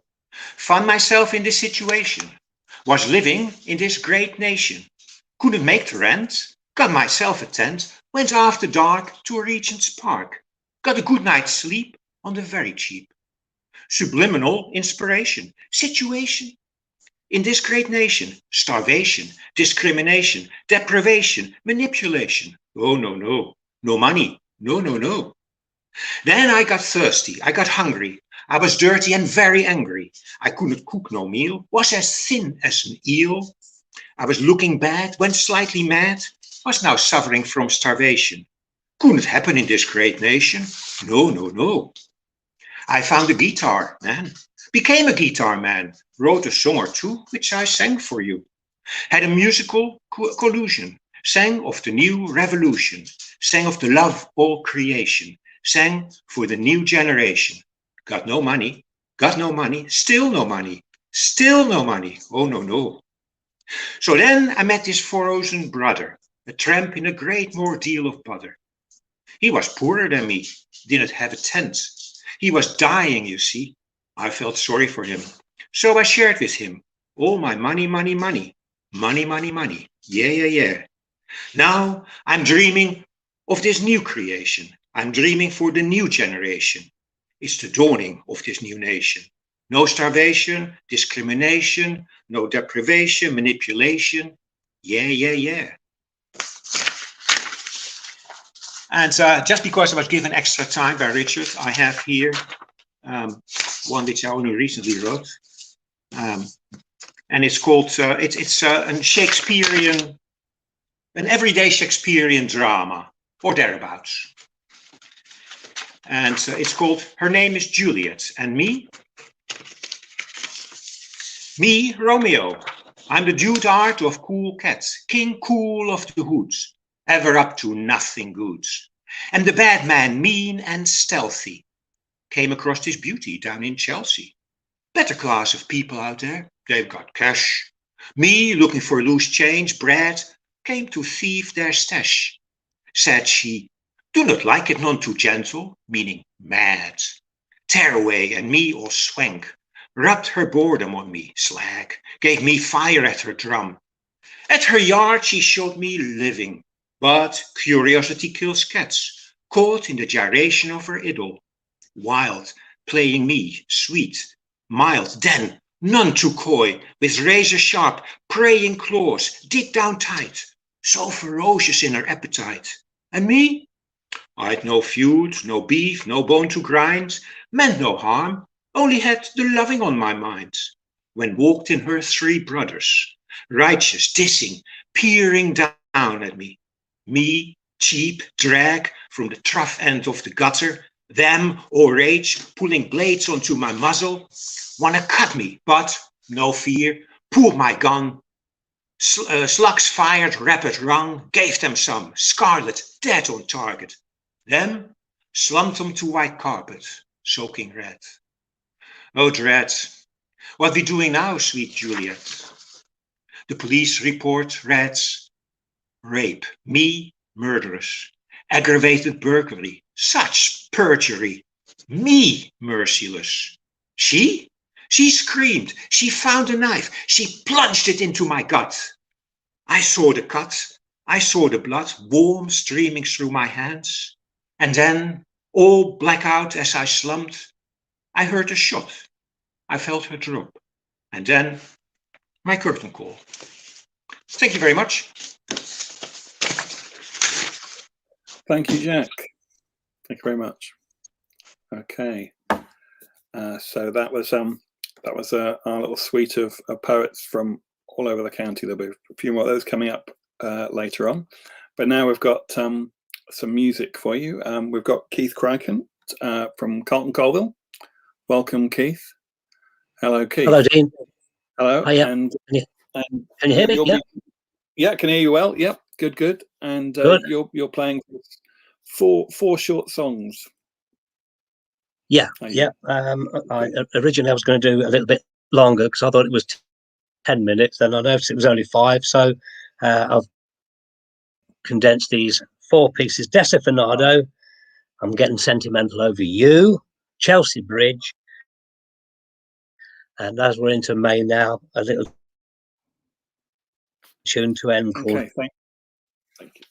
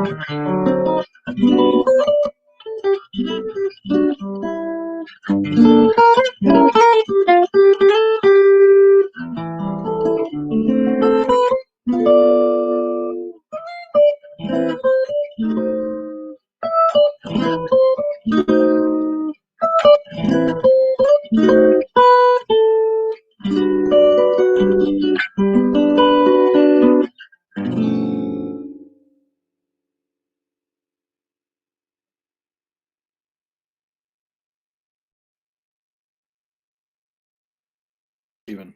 Yeah. Good. Thank you, Keith. Thank you. That was it. Sort of felt quite summery and on a wet bank holiday weekend. You brought us a bit of sunlight with those warming chords. My neck feels less stiffer already. Thank you, Keith. Right. So that was lovely, Keith Crichton with four songs from Carlton Cole. Now we're actually going to return to going to try again with Zoe Anderton from Aldborough, who's kicked off, but we had technical difficulties because you were sharing your bandwidth with something that. So we're going to try again with another song from you, Zoe. Yeah, I'm going to play Perfect by Ed Sheeran. Hopefully this time it's not experimental music version you're hearing. So we'll give it a try.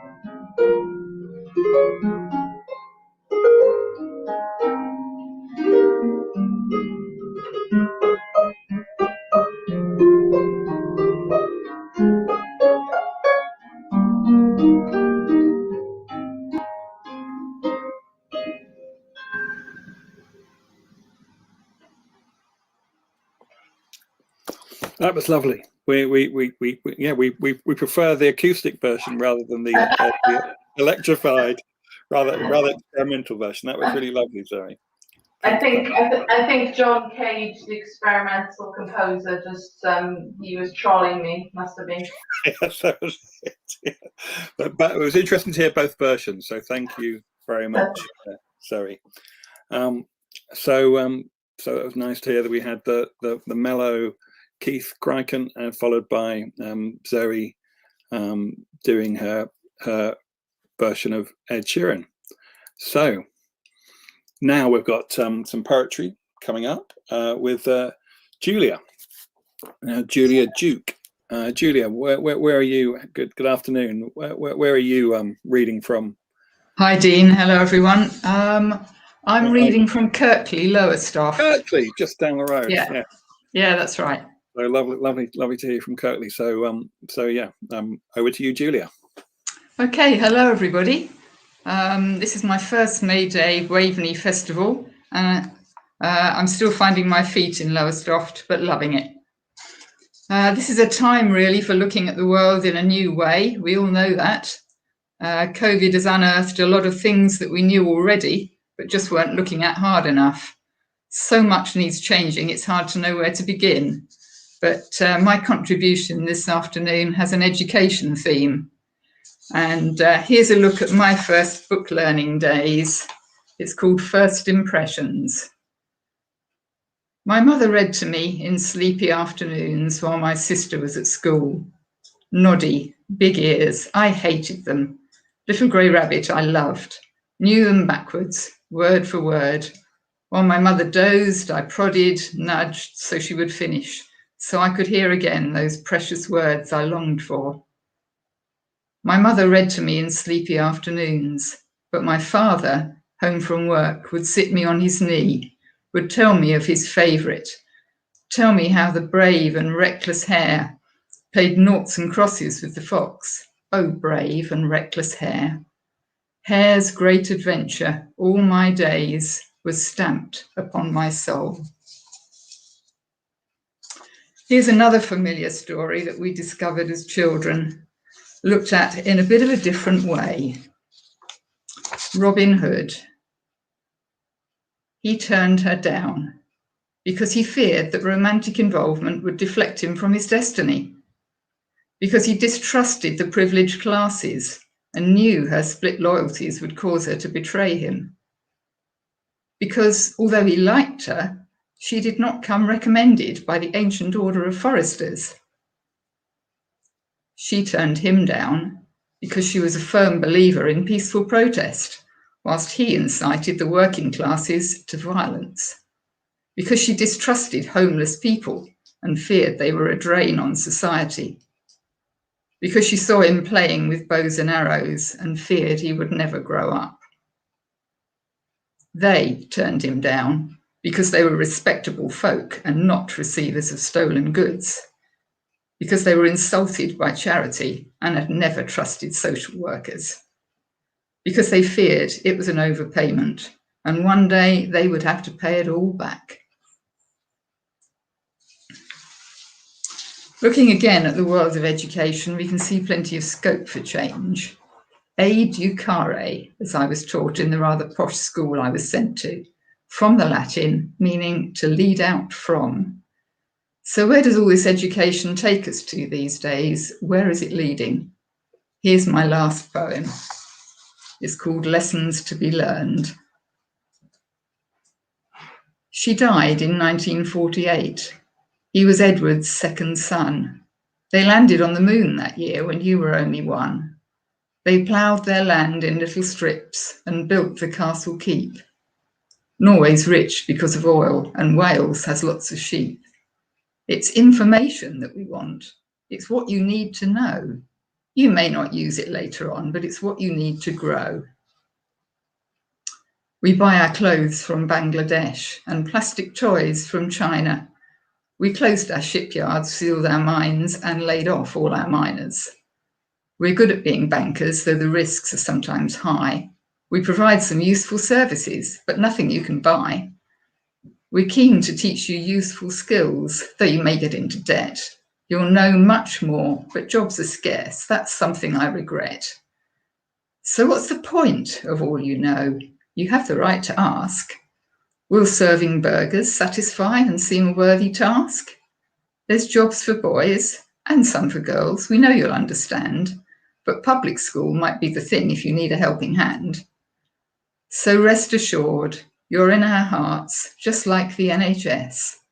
With dedication to your work, we're sure you'll have success. You ask if there's another way, a basic living wage, to keep the poor off city streets and cure the public's rage. A radical alternative, we're bound to say we've tried, but in our view, it's just a place the lazy man will hide. A knowledge of our history will help you understand. Those who work are always paid, while those who don't are damned. The strawberries need picking. I'm told it's pleasant work, and the care homes are recruiting, so no need at all to shirk. Online shopping, there's the thing, expanding every day. We need some skillful drivers who can always find their way. You'll ask if you'll be happy. Will your mental health be sound? I think a sense of duty keeps one's feet upon the ground. Thank you, everyone. It's been lovely to be with you. Thank you, Julia. Thank you for that. Got a couple more poets coming your way. First up, we've got Livia Macedo from... Livia, are you there? Yes. Hello. Hello. So you do pronounce it Livia, do you? Or Ligia. Sorry. Yes, it's okay. It's okay. And you're where are you reading from this afternoon? I'm reading from Great Yarmouth, and I'm bringing two poems. One is a poem in 3 takes, and the other one is Under the Sun. Okay. I will. Yes. Okay. I will start reading the poem in 3 takes.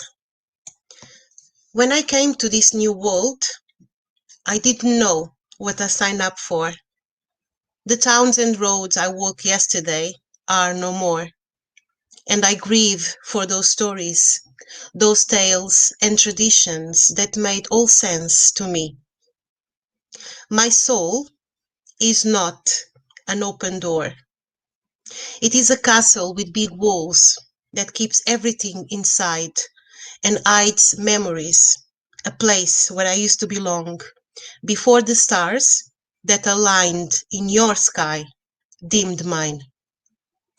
The life that I now live, the clothes I wear and sleep in, invisible spider webs that trapped me in this reality. An anonymous face in the crowd whispers about my alienness and ridicules my untamed hair, my thick lips, and the colorful clothes my mother adorned my body with. Take 2. The wands move relentlessly forward, and the dreams of tomorrow clash with the nightmares of yesterday. We are all living on a borrowed time, and the bringers of life and death mock us at each turn. Meanwhile, the waves crash on the shores, and the sibilant wind will whiz, weep, caress, comfort, regardless of the inner frontiers within which country we were born. The media shouts someone's agenda in the background. Go home, they say. The new old dogma for all to hear, adopt and tear the one that doesn't belong here. But they forget that we are all outsiders, going through life scenes in a reception room, waiting for someone to let us in. And pointed fingers stare at me. I smile and move on to the other side of the street. Take 3. They say I'm not from here, but I'm not really from anywhere. My story started with the fathers of my father, the mothers of my mother, in a homeland far, far away, unseen by my eyes, a place that is not here or there. Here, the aunties say, we work from dawn to sunset, making bread and running around like hens. Here, we have a life after another life to be lived after there. We say good morning and smile in the cafe. Here, we make friends and have dances and talks and walks by the beach after school and grueling work. Here, we have laughter and tears and pink gin and pubs and a shouted F off from random strangers brawling outside late on Friday nights. They say here is not there, but I don't know there anymore. Just that this here is where I now am and belong. Thank you. Under the sun. Oh, sorry. Under the sun, there is life and death in equal parts. And no matter where you are, where you were born, there is the same sky above, inhabited by birds that cry, paying no attention to men, frontiers, or their flags. Mothers will birth their sons and daughters. Fathers will go into the world to provide. Children will just play, be happy, and hold all the hopes and joy for tomorrow. Under the sun, there is life and death in equal parts. And no matter where you are, where you were born, we breathe the same air in our nostrils, the same air sustain our lives, paying no attention to men, frontiers, or their flags. Daughters and sons will leave, mothers and fathers behind. And no matter what part of the globe we live in, or the gods or goddesses we are aligned with, the same prayers and wishes will rise. Under the sun, there is life and death in equal parts. And no matter where you are, where you were born, there are rivers and oceans that cross the world unstopped, paying no attention to men, frontiers, or their flags. We all are born. We all are loved and love. We all learn and teach. We all live and hope and suffer and hope again. And we all die. Meanwhile, the walls between us are getting bigger, sustained by our perceived differences, the lack of worthiness and greatness, all laid and pointed out by that blaming, eager finger. But under the sun, there is life and death in equal parts. And no matter where you are, where you were born, your body is similar to mine, and our blood bleeds the same red, crosses within our bodies the same river paths, paying no attention to men, frontiers, or their flags. Under the sun, there is life and death in equal parts. And no matter where you are, where you were born, life goes on, paying no attention to men, frontiers, or their flags. Thank you. Thank you, Lydia.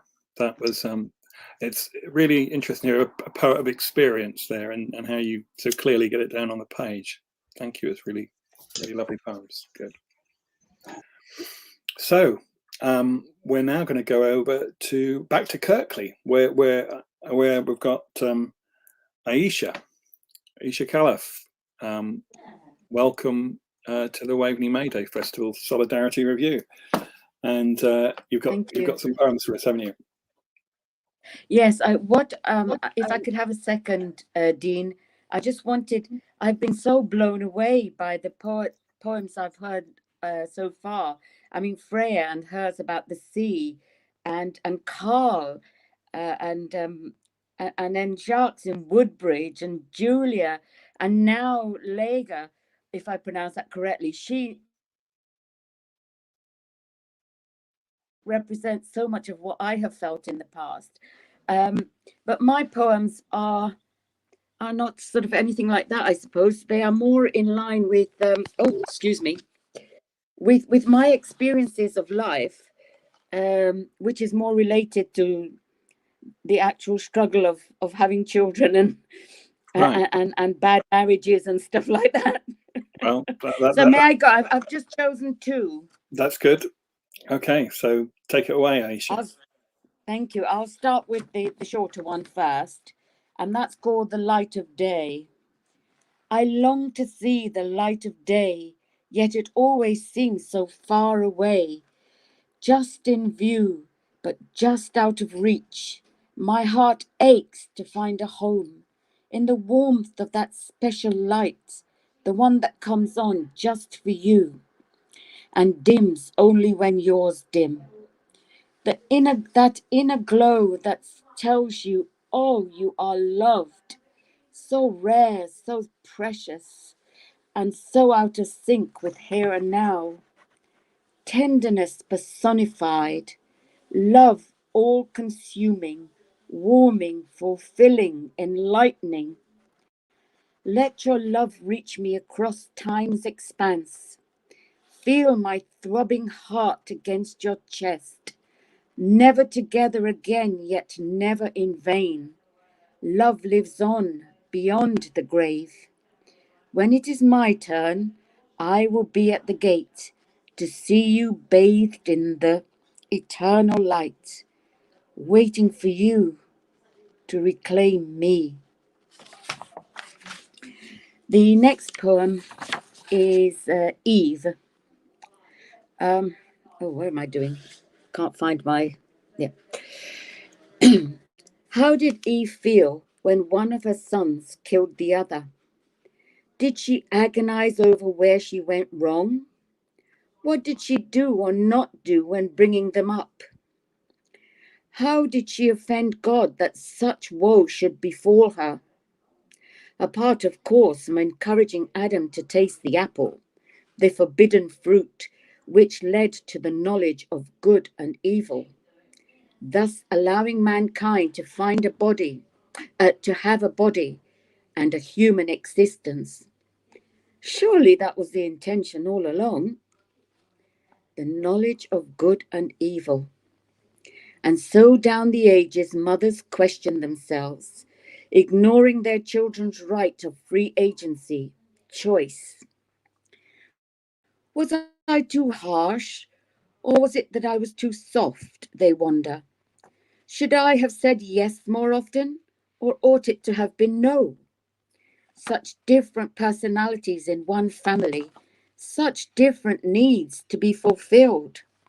Wife, mother, nurse, cleaner, cook, washer-upper, arbitrator, taxi service, lover, employee, entrepreneur, spiritual leader, teacher. Whatever else is going on, mother has to keep her eye on the ball.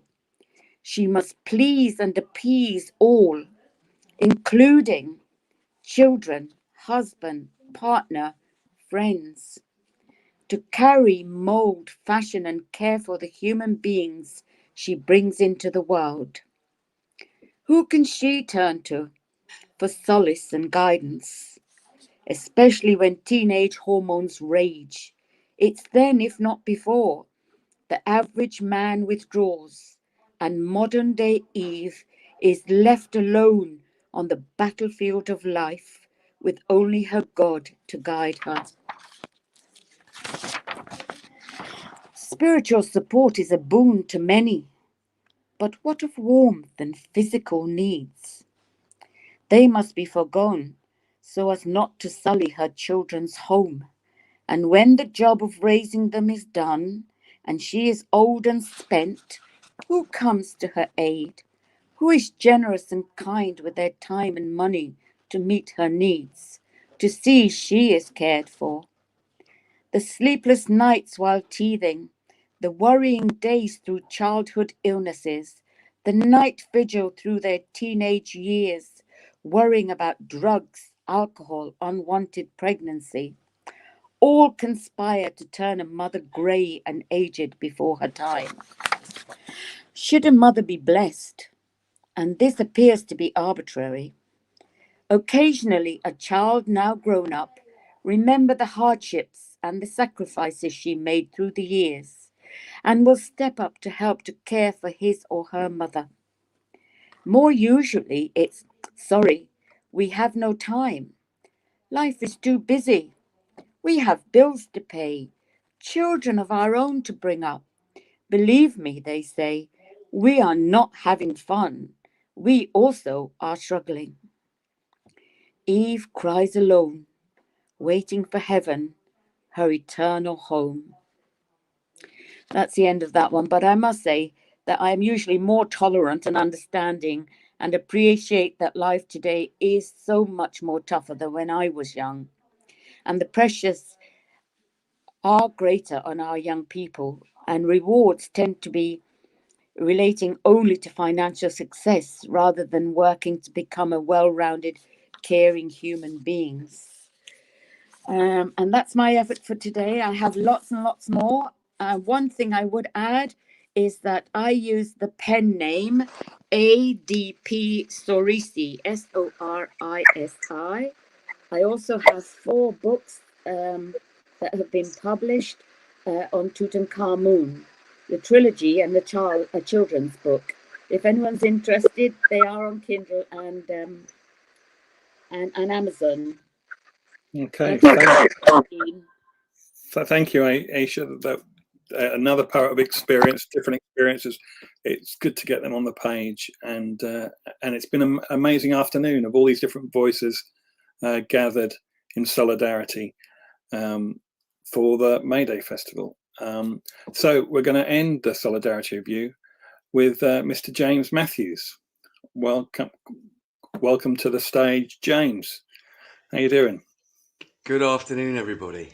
I'm doing well. I've just been on a protest in Norwich City Centre, so I'm hot-footed it back there after blocking a few roundabouts. Kill the bill. And so we had a lot of fun. You got a new song, haven't you? A new song, did I hear? Yeah, I've written a new song especially for today, but I'm going to save that. I'm going to do 2 songs, and I'm going to start with something Aisha was talking about, which is, our thoughts on life. And this I wrote a long time ago with my brother, and people really liked it, kept asking me to do it, but I stopped doing it because it was dark. And it's about men's mental health, really, or people's mental health. And there's a lot of suicide, and we try to work, we try and educate, and it's tough out there. And so I've revisited the song now. So last week for the show, I've written a middle 8 for it, for those taking notes, a coda. So this is about you call it reaching to Mother Earth now, a new dimension to the song. The yin has come in the yang song, when it was just very yang. And anyway, this is called Breakdown, as of course it would be, wouldn't it? Here we go. Hope you can hear that.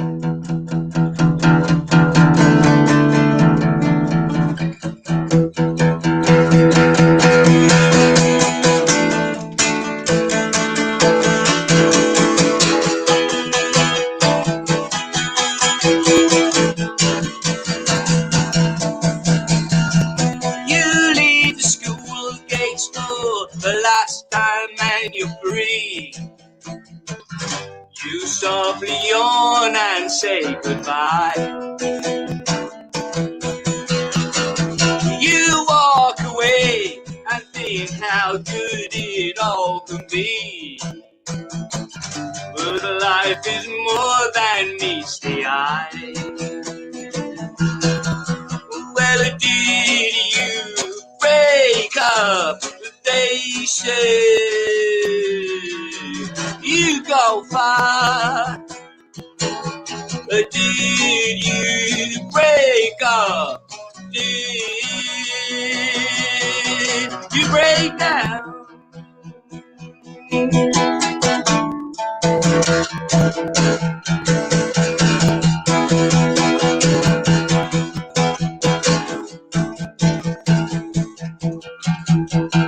And now there's no one to look up to. There is no hotline to the sky. And now there's no one there to guide you.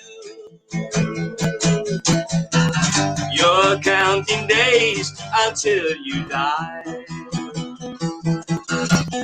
Well, did you break up the day you said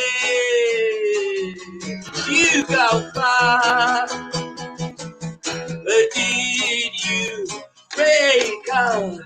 Did you break down?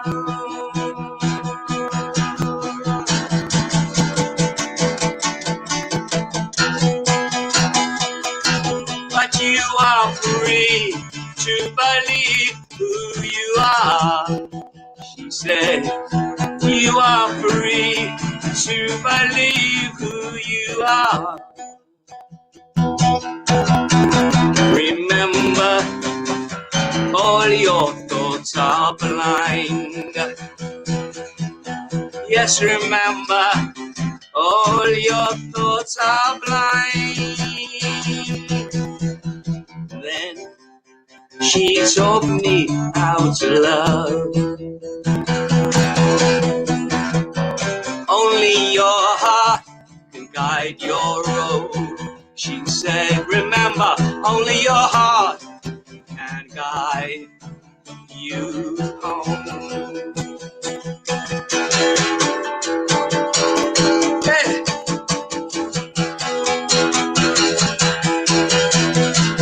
And now the future, that life you thought preserved, replaces promises of success you thought deserved. Goodbye to visions of the life that was to be. Goodbye.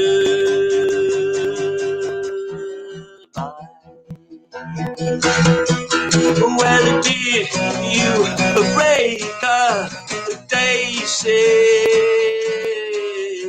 you go far? Did you break up? Did you break down? She said, only your heart can lead you home.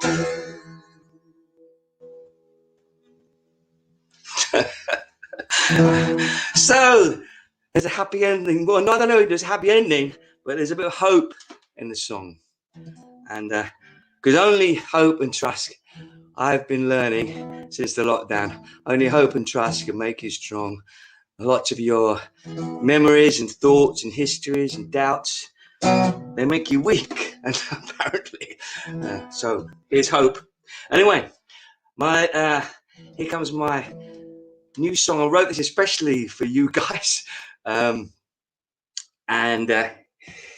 played it today for the first time. So I don't know, because then I went on the march, so I didn't get to talk to anybody whether they liked it or not. But here it goes. Don't know if you could hear that. Is that the drums? Is that the chimes of freedom?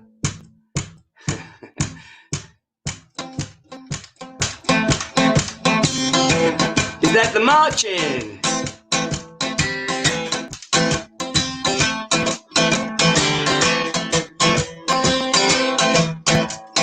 You call me protester? No, I'm a mother of three. You call me protester? I'm just a working man. Or maybe I'm just a student doing the best I can. No, you're the protester. You want to change the law. No, you're the protester. You come knocking on our door.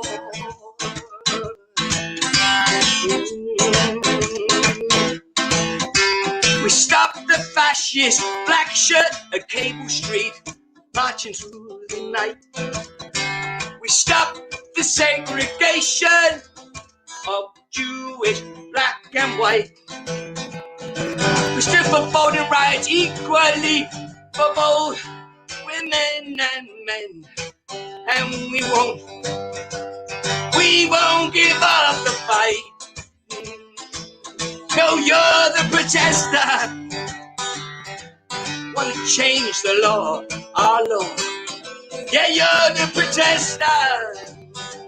You're knocking on our door.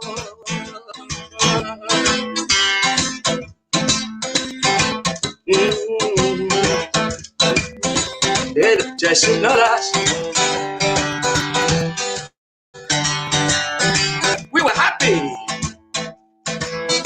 We're gonna demonstrate now, though. Knocking on our door.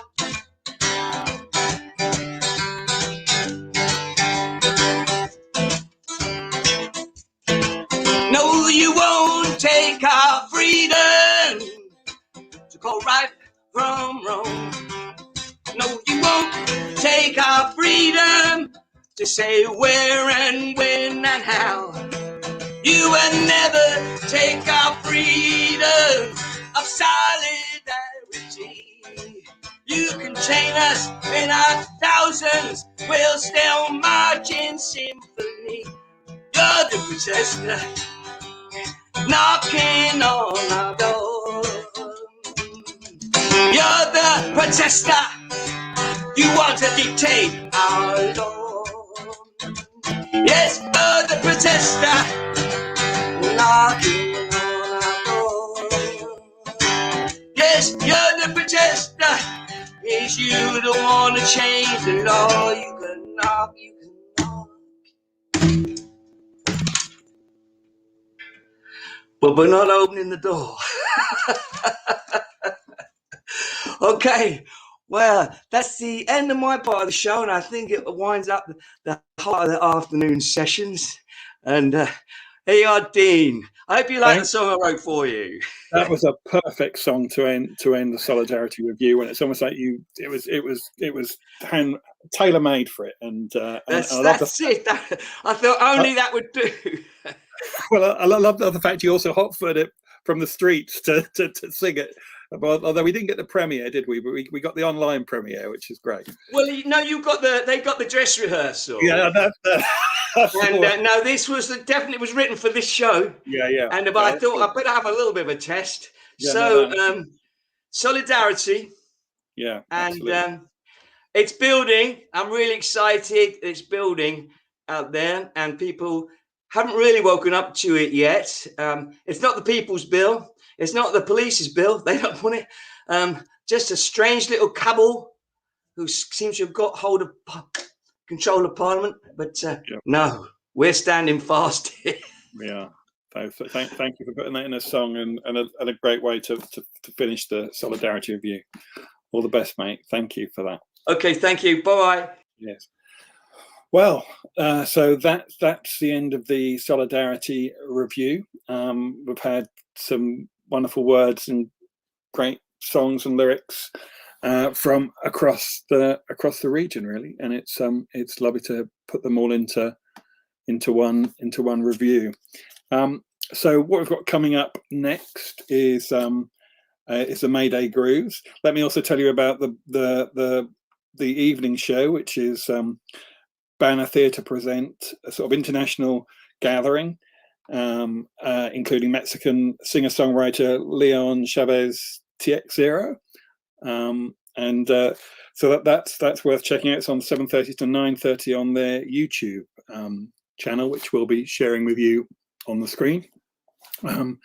But first up, we've got the May Day Grooves event, and we've got two sort of special guests, two special guests coming up, and special guest sets. And firstly, with the Rogue Shanty Boys, who will be performing a short selection of sea shanties and some original work songs. So let's welcome the boys to the studio. Hello, Rogue Hello, Shanty Dean. boys. Hi, Dean. Hello. Happy May Day. Happy Workers' Day. Exactly. Yes. And so you'll be sharing some songs which kind of work songs with you. And yeah, we thought we're not only work songs, some of the original work songs, because sea shanties were really kind of contrived or even born just to give men rhythm and synchronization on board a ship on the days before steam, when the only power on board a ship was muscle power. So the guys weren't singers at all, but these were work songs. They sung them when they were working, and when they were not working, they sung folksal songs, a kind of a more romantic version. So yeah, we're here to do some work songs, and obviously picking up the theme of the whole event, a couple of kind of social justice songs as well, maybe. Okay, so take it away, boys. Then I'll take you out, Dean. 1 second. Good. So yeah, this is we are just two members of the Rogue Shanty Boys as well. We should say we're normally mob-handed, but we couldn't all fit into this small camera, so it's just Paul and I. And this is a song. There was a gentleman called Bob Roberts, and although he wasn't a Suffolk guy, he was certainly considered an honorary Suffolk guy. He was born in Dorset, and he was the last of the Thames bargemen, and he used to captain his Thames barge called the Cambria. And he resided in the Shotley Peninsula, and which is quite a famously notorious difficult stretch of water to pilot. And he brought this song, or he collected and archived this song on behalf of the Suffolk people, which also mentions a couple of Suffolk places. Worst old ship that ever did sail, sailed out of High Ridge on a windy day, and we're waiting for the day, waiting for the day, waiting for the day that we get our pay. She was built in Roman time, held together with bits of pine, and we're waiting for the day, waiting for the day, waiting for the day that we get our pay. Nothing in the galley, nothing in the hold, but the skipper's turned in with a bag of gold, and we're waiting for the day, waiting for the day, waiting for the day that we get our pay.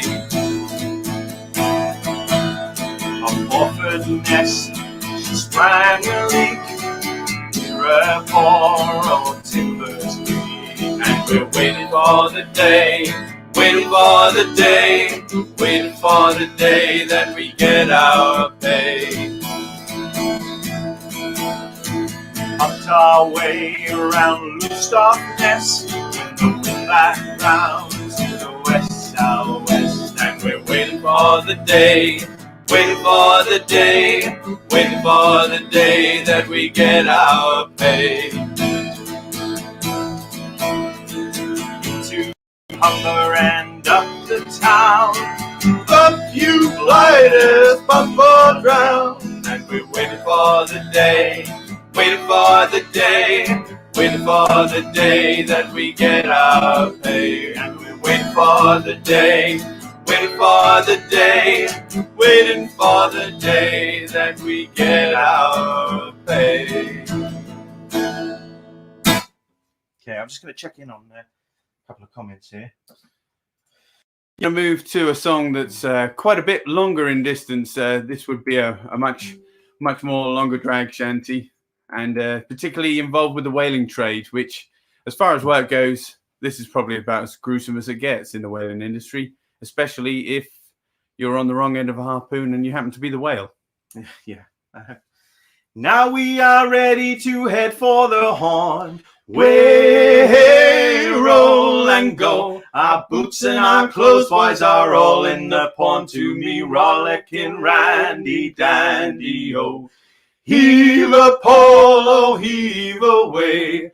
Way, roll and go. The anchor's on board and the cables all start. To me, rollicking, randy dandy, oh. Soon we'll be warping her out through the locks. Way, roll and go, where the pretty young girls all come down in their flocks. to me rollicking randy dandy-o. Heave a Paul, oh heave away, way, roll and go. The anchor's on board and the cables all start to me rollicking randy dandy-o. Heave away, bullies, ye parish rig bums, way, roll and go. Take your hands from your pockets and don't suck your thumbs to me rollicking randy dandy-o. Heave a Paul, oh heave away, way, roll and go. The anchor's on board and the cables all start to me rollicking randy dandy-o. Roust her up, bullies, the wind's roaring free, way, roll and go. Let's get the glad rags on and drive her to sea, to me rollicking randy dandy-o. Heave a Paul, oh heave away, way, roll and go. The anchor's on board and the cables all stored to me rollicking randy dandy-o. We're not pausing for applause. We're really not. No, but if you care to applause, vein, we're not going to stop you. It's not a problem at all. So we're going to give you a song now. This is a very old song. The Irish know it as Mrs. McGrath. The English know it as My Son John. The Scots know it as My Son Tim. It's in the Roud Folk Index, as many great and old folk traditional songs are. But it tells the true story of a man who went to fight for king and country and found himself without legs as a result of a cannonball, a very unfortunate cannonball incident upon his return. And the story itself, that's not the story of the song.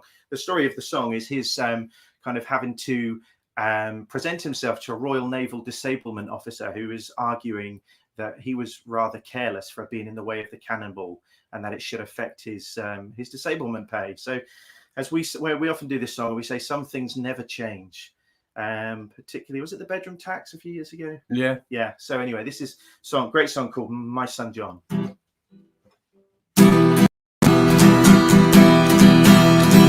My son John was tall and slim, and he had a leg for every limb.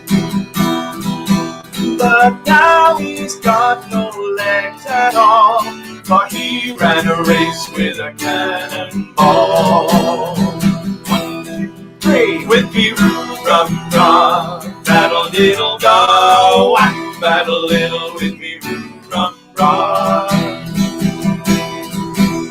For I was tall and I was slim, and I had a leg for every limb. But now I've got no legs at all, they were both shot away by a cannonball. With me, roo-rum-ra, battle-diddle-da, whack, battle-diddle, with me, roo-rum-ra. Oh, were you deaf, were you blind, when you left a couple of your legs behind? Or was it sailing on the sea that lost your 2 fine legs from the ground to the knee? With me, roo-rum-ra, battle-diddle-da, whack, battle-diddle, with me, roo-rum-ra. Back to John now. Oh, I was not drunk or neither blind when I left my 2 fine fins behind. When up came a bloody great cannonball, shot away my sea boots, skins and all.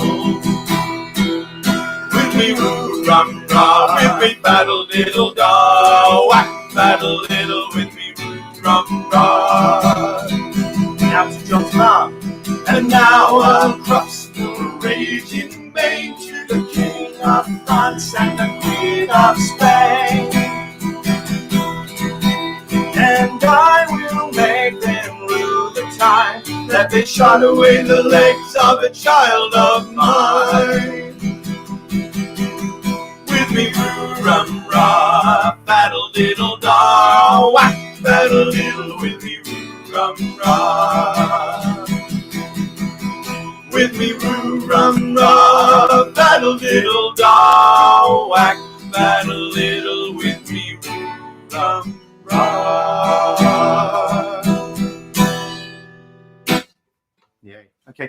I think we're going to make this next one our last song, and it's a wonderful song. We learned it from a great folk singer called Liam Clancy. I mean, I say that like he taught it to us. Of course he didn't. Well, he did. He just didn't know it. Exactly. Yeah. We learned it from a wonderful archive on the other side of the Atlantic at the Alan Lomax ethnomusic.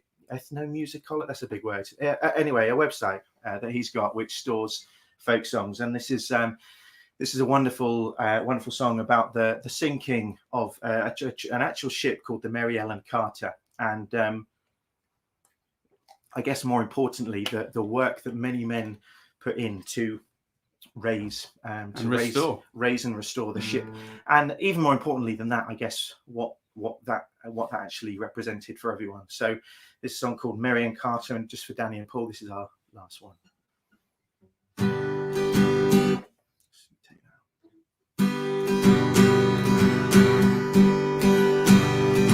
She went down last October in a pouring driving rain. The skipper he'd been drinking and the mate he felt no pain.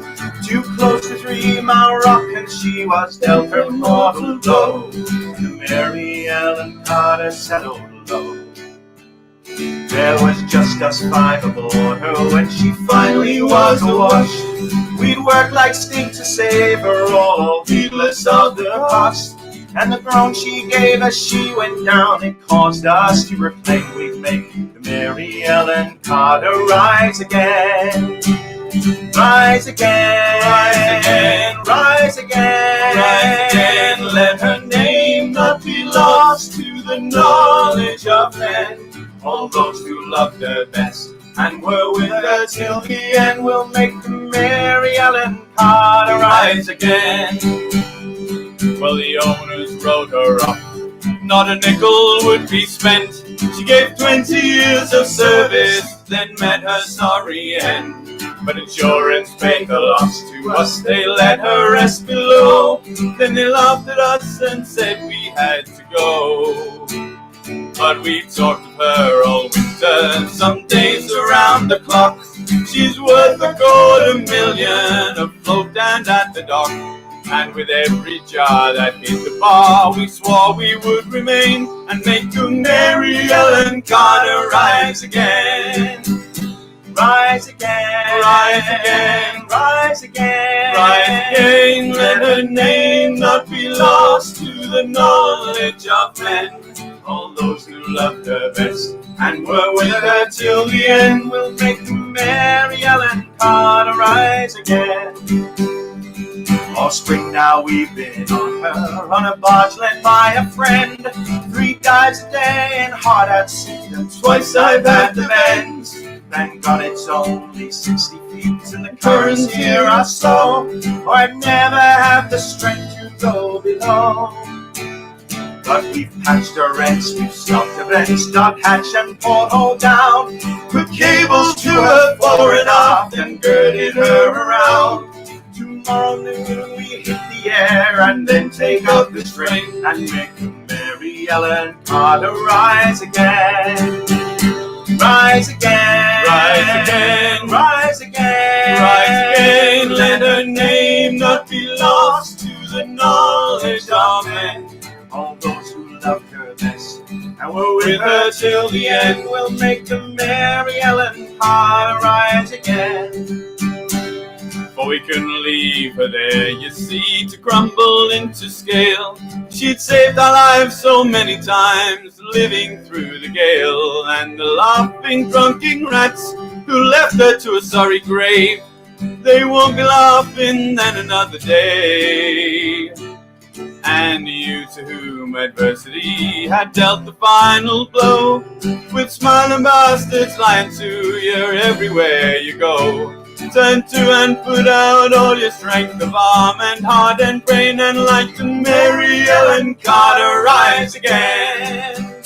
Rise again, rise again, rise again, rise again. Though your heart may be broken and life about to end, no matter what you've lost, be it a home, a love, a friend, like the Mary Ellen Carter, rise again, rise again, rise again, rise again, rise again, rise again. Though your heart may be broken and life about to end, no what you've lost, be it a home, a love, a friend, and like the Mary Ellen Carter, rise again. Well, thank you very, very much for having us. So I'm just going to let Paul kind of conclude us, and maybe he'll mention our shanty chorus. And in the meantime, I'm going to go off camera and just get ready for Danny and Paul into the next bit. That's exactly what I'm going to do. I'm going to say thank you very much, and happy May Day, happy Workers' Day. We've had a lovely time performing for you. I hope you enjoyed all the acts so far, and there's more to come. So stay tuned, as they say. And if you'd like to check us out on Facebook or on YouTube or any of those things, we're part of a larger group called the Rogue Shanty Boys, and also the Rogue Shanty Chorus, which is an even larger group. That really doesn't get any larger in terms of shanty singing. So please do check us out. Maybe join us from time to time, and have a wonderful, wonderful day. Thank you. Woo.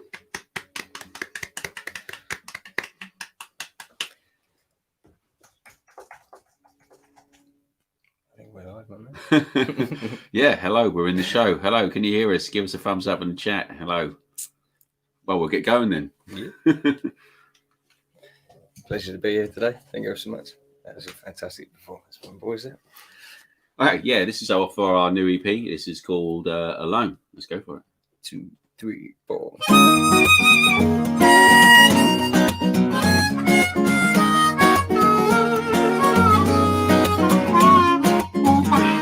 So take a look around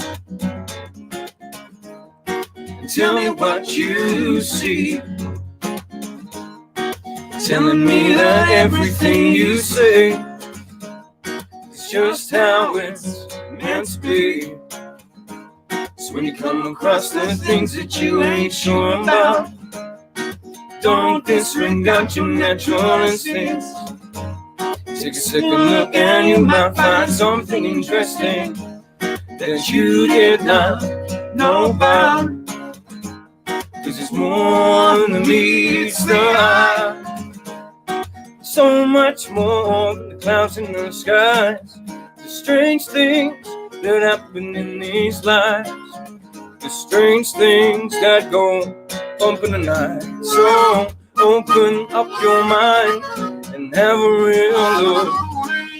Take a second glance at what you once missed up. There's so many disregard they can't see. Don't trust the news to tell you your identity. And I hope that one day we might find out what really went down. On the rails of discrepancy, search parties went out, nobody's were found. So many disregard what they can't say. Guess it's our modern day society. But you're not alone in this world. You're not alone in this crazy world. There's so many disregard they can't see. Don't trust the news to tell you your identity. You're not alone. In this world, you're not alone. This crazy world, you're not alone. This crazy world, you're not alone. This crazy world, you're not alone. Thank you. Chat's a bit far away and I haven't got my glasses, so I'm just going to go and have a look at what they're saying. Hello. Not a lot. Stephen and Paul. Stephen. Oh, Dean's upset because I used to be in a band with him, and we split up over musical differences. No, not joking. We did "Don't Want None of Your Truck" together at the Arts Centre and live on Radio Suffolk, actually, which is pretty cool with Mr. Dean. So yeah, hello, buddy. You know, feel the burn of the jealousy. You've been replaced. Sorry, dude. Having said that, we're going to do our next track, which is Eye for an Eye. Eye for an Eye, which is about what, dude? About the man. Yeah, it's about the man, you know, and the troubles that weigh on our shoulders. It's one of the first tracks that I wrote. So yeah, this is absolute privilege. Yeah, my favourite track being walking around in your suit and tie. I think is a bit of a Right? We watched those guys from the factory floor, didn't we, mate? This is it, mate. This is it. All right, dudes. Oh, someone's having a rant. Okay. All right. Oh, my wife's in there. Hello. We do have a listener. Hello, Mrs. Hello, Ali. Sounding good. Nice. I'm not sure if you can, mate. All right. Let's do it. It's called Eye for an Eye. Then, dude. You ready? Yeah. 2, 3, 4.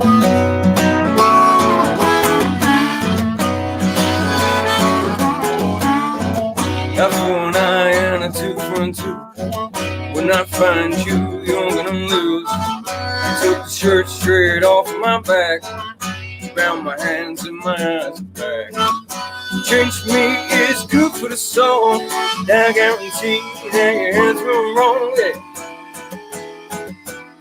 When I'm stripped back to the barest of skins, nothing to lose but plenty to win.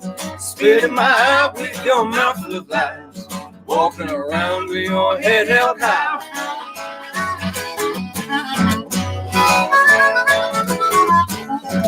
It's clear to see that responsibility is passed around from tie to tie.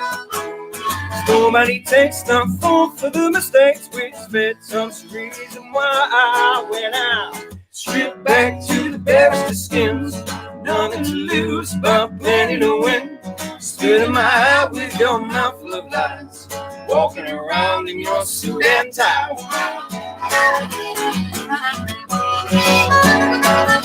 Take it away, man.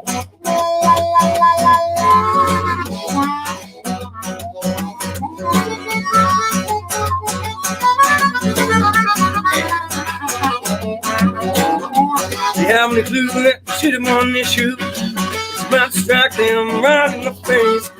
We're not just a number, no. We're defining intellectual ways. When I'm stripped back to the barest of skins, nothing to lose but plenty to win.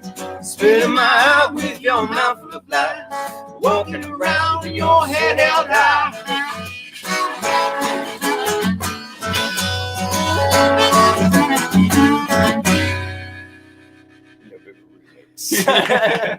No one will ever know. It's fine.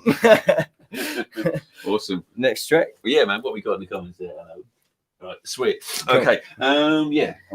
Which is King's Ransom. Okay. Yeah. Yep. We'd love one of those. We would. But as we're part of the proletariat, it's not going to happen, is it? No one's going to pay any ransom to get me back. So keep him. This is it. All right. Go. 2, 3, 4.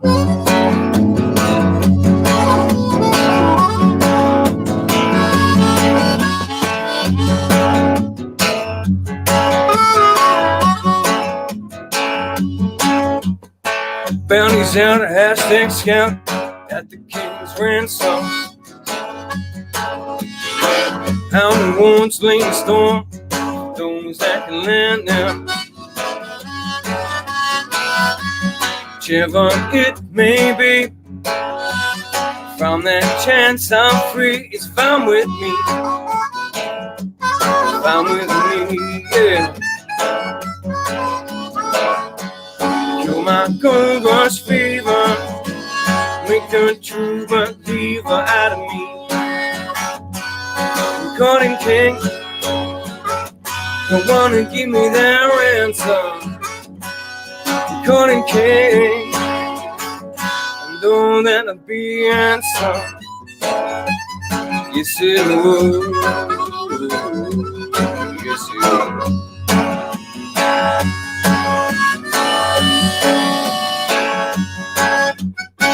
Pinpoint all the nervous vibes to guide me straight. And it feels so good to be one of those plays. Shiver it maybe. From that chance I'm free, it's fine with me. It's fine with me, yeah. And I say, you're my cold rush fever. You're making a true believer out of me. You're calling cake. You wanna give me that ransom. You're calling cake. Don't let her be handsome.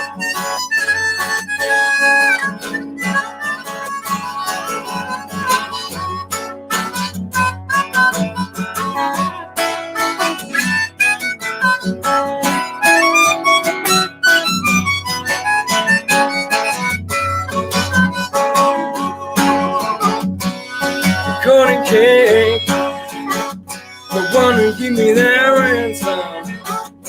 You cutting cake, don't let her be handsome. You said would, and I say, you're my cold rush fever, making a true believer out of me. Yeah, man, I think I'm used to nobody applauding after the songs by now. So, yeah, man. It's regular. It'd be weird when they do clap. But yeah, we'd be in a pub, no one will clap. We'd be like, that's fine, that's how it is. It's cool, we're comfortable with that. It's really done us all good as musicians, really, isn't it? It's been a levelling process, I think, is what it is, yeah. Sorry, guys, it's going to be a dum-dum in the background. Sorry, so it's tuning, I think it's called, isn't it? Yeah. Oriental origin. Anyway, so I think we've got time for one more song. Please, someone get a big hook and drag us off stage. If not, but yeah, we're going to do one more anyway. And yeah, this is but yeah, that I thought was about, I thought initially about drugs, fairy dust and stuff like that, but it's actually about a candle smell and a way of life is what it really is about, isn't it? It's about the sweetest smell of life. Yeah, the sweetest smell of life. This one's called Fairy Dust. Thanks for watching. Thanks for listening, everybody. It's been a great day. Enjoy the rest of it. Thanks very much for having us. Check us out on our website, DannyRPaulGillingsmusic.co.uk. See what we're all about. And yeah, thanks ever so much. Thank you. Cheers. Fairy Dust. 2, 3, 4.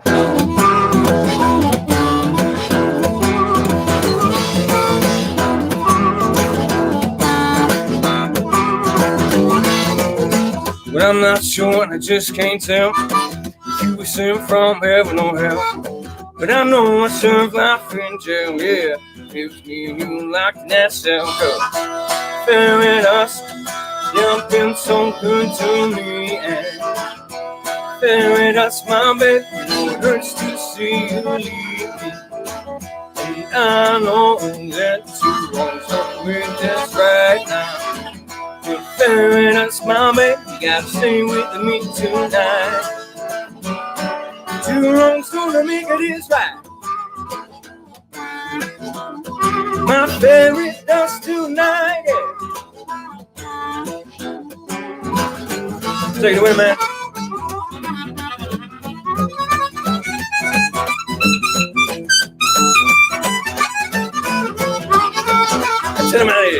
I drove 100 miles down this old track, and it's wonder I ain't dead. But share with me your fairy dust, and I drive back home instead. Yeah, it's fairy dust.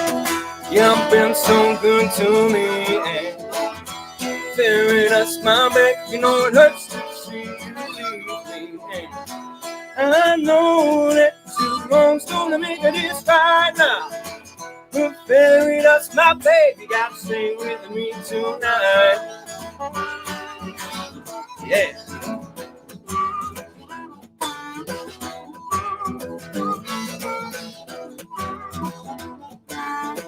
One more time, man.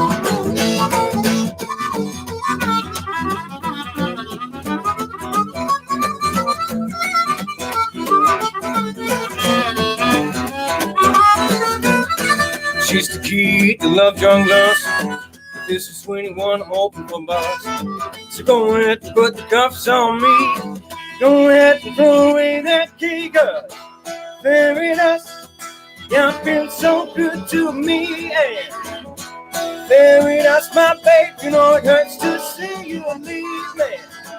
And I know that 2 wrongs don't make this right, but fairy dust, my baby, got to stay with me tonight. Yeah, my fairy dust tonight. Don't leave to the morning light, and I don't care, I need you here, my fairy dust tonight.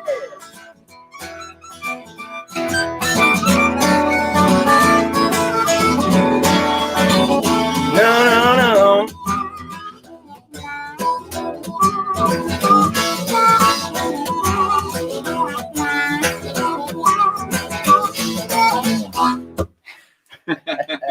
Thank you so much. Well, guys, I just want to come in because Dean gave us two, Paul and me a shared slot with you, and he said, "Do you want to go first, or do you want to go second?" And we said, "Oh, we don't mind so much." And I'm so glad that he put us first because you bossing that guitar. I mean, oh my goodness! And then earlier on, I messed up most of the second song, mate. earlier on, we did a sound check, and so I don't know which one's Danny, which one's Paul. Danny, Paul. Danny, yeah. So Paul picked up the guitar, and I said, "Do you want to give the guitar a check?" And he said, "Well, yeah, but it's not going to sound very good." And he bossed it as well. I mean, just absolutely. So if we'd have been going on after you, I'm a guitar owner, not a player. So thank you very much, and loads of really lovely comments. There you go, and someone from them Ali Shag really enjoyed your set. So thank you very much. What a brilliant close. So thank you guys.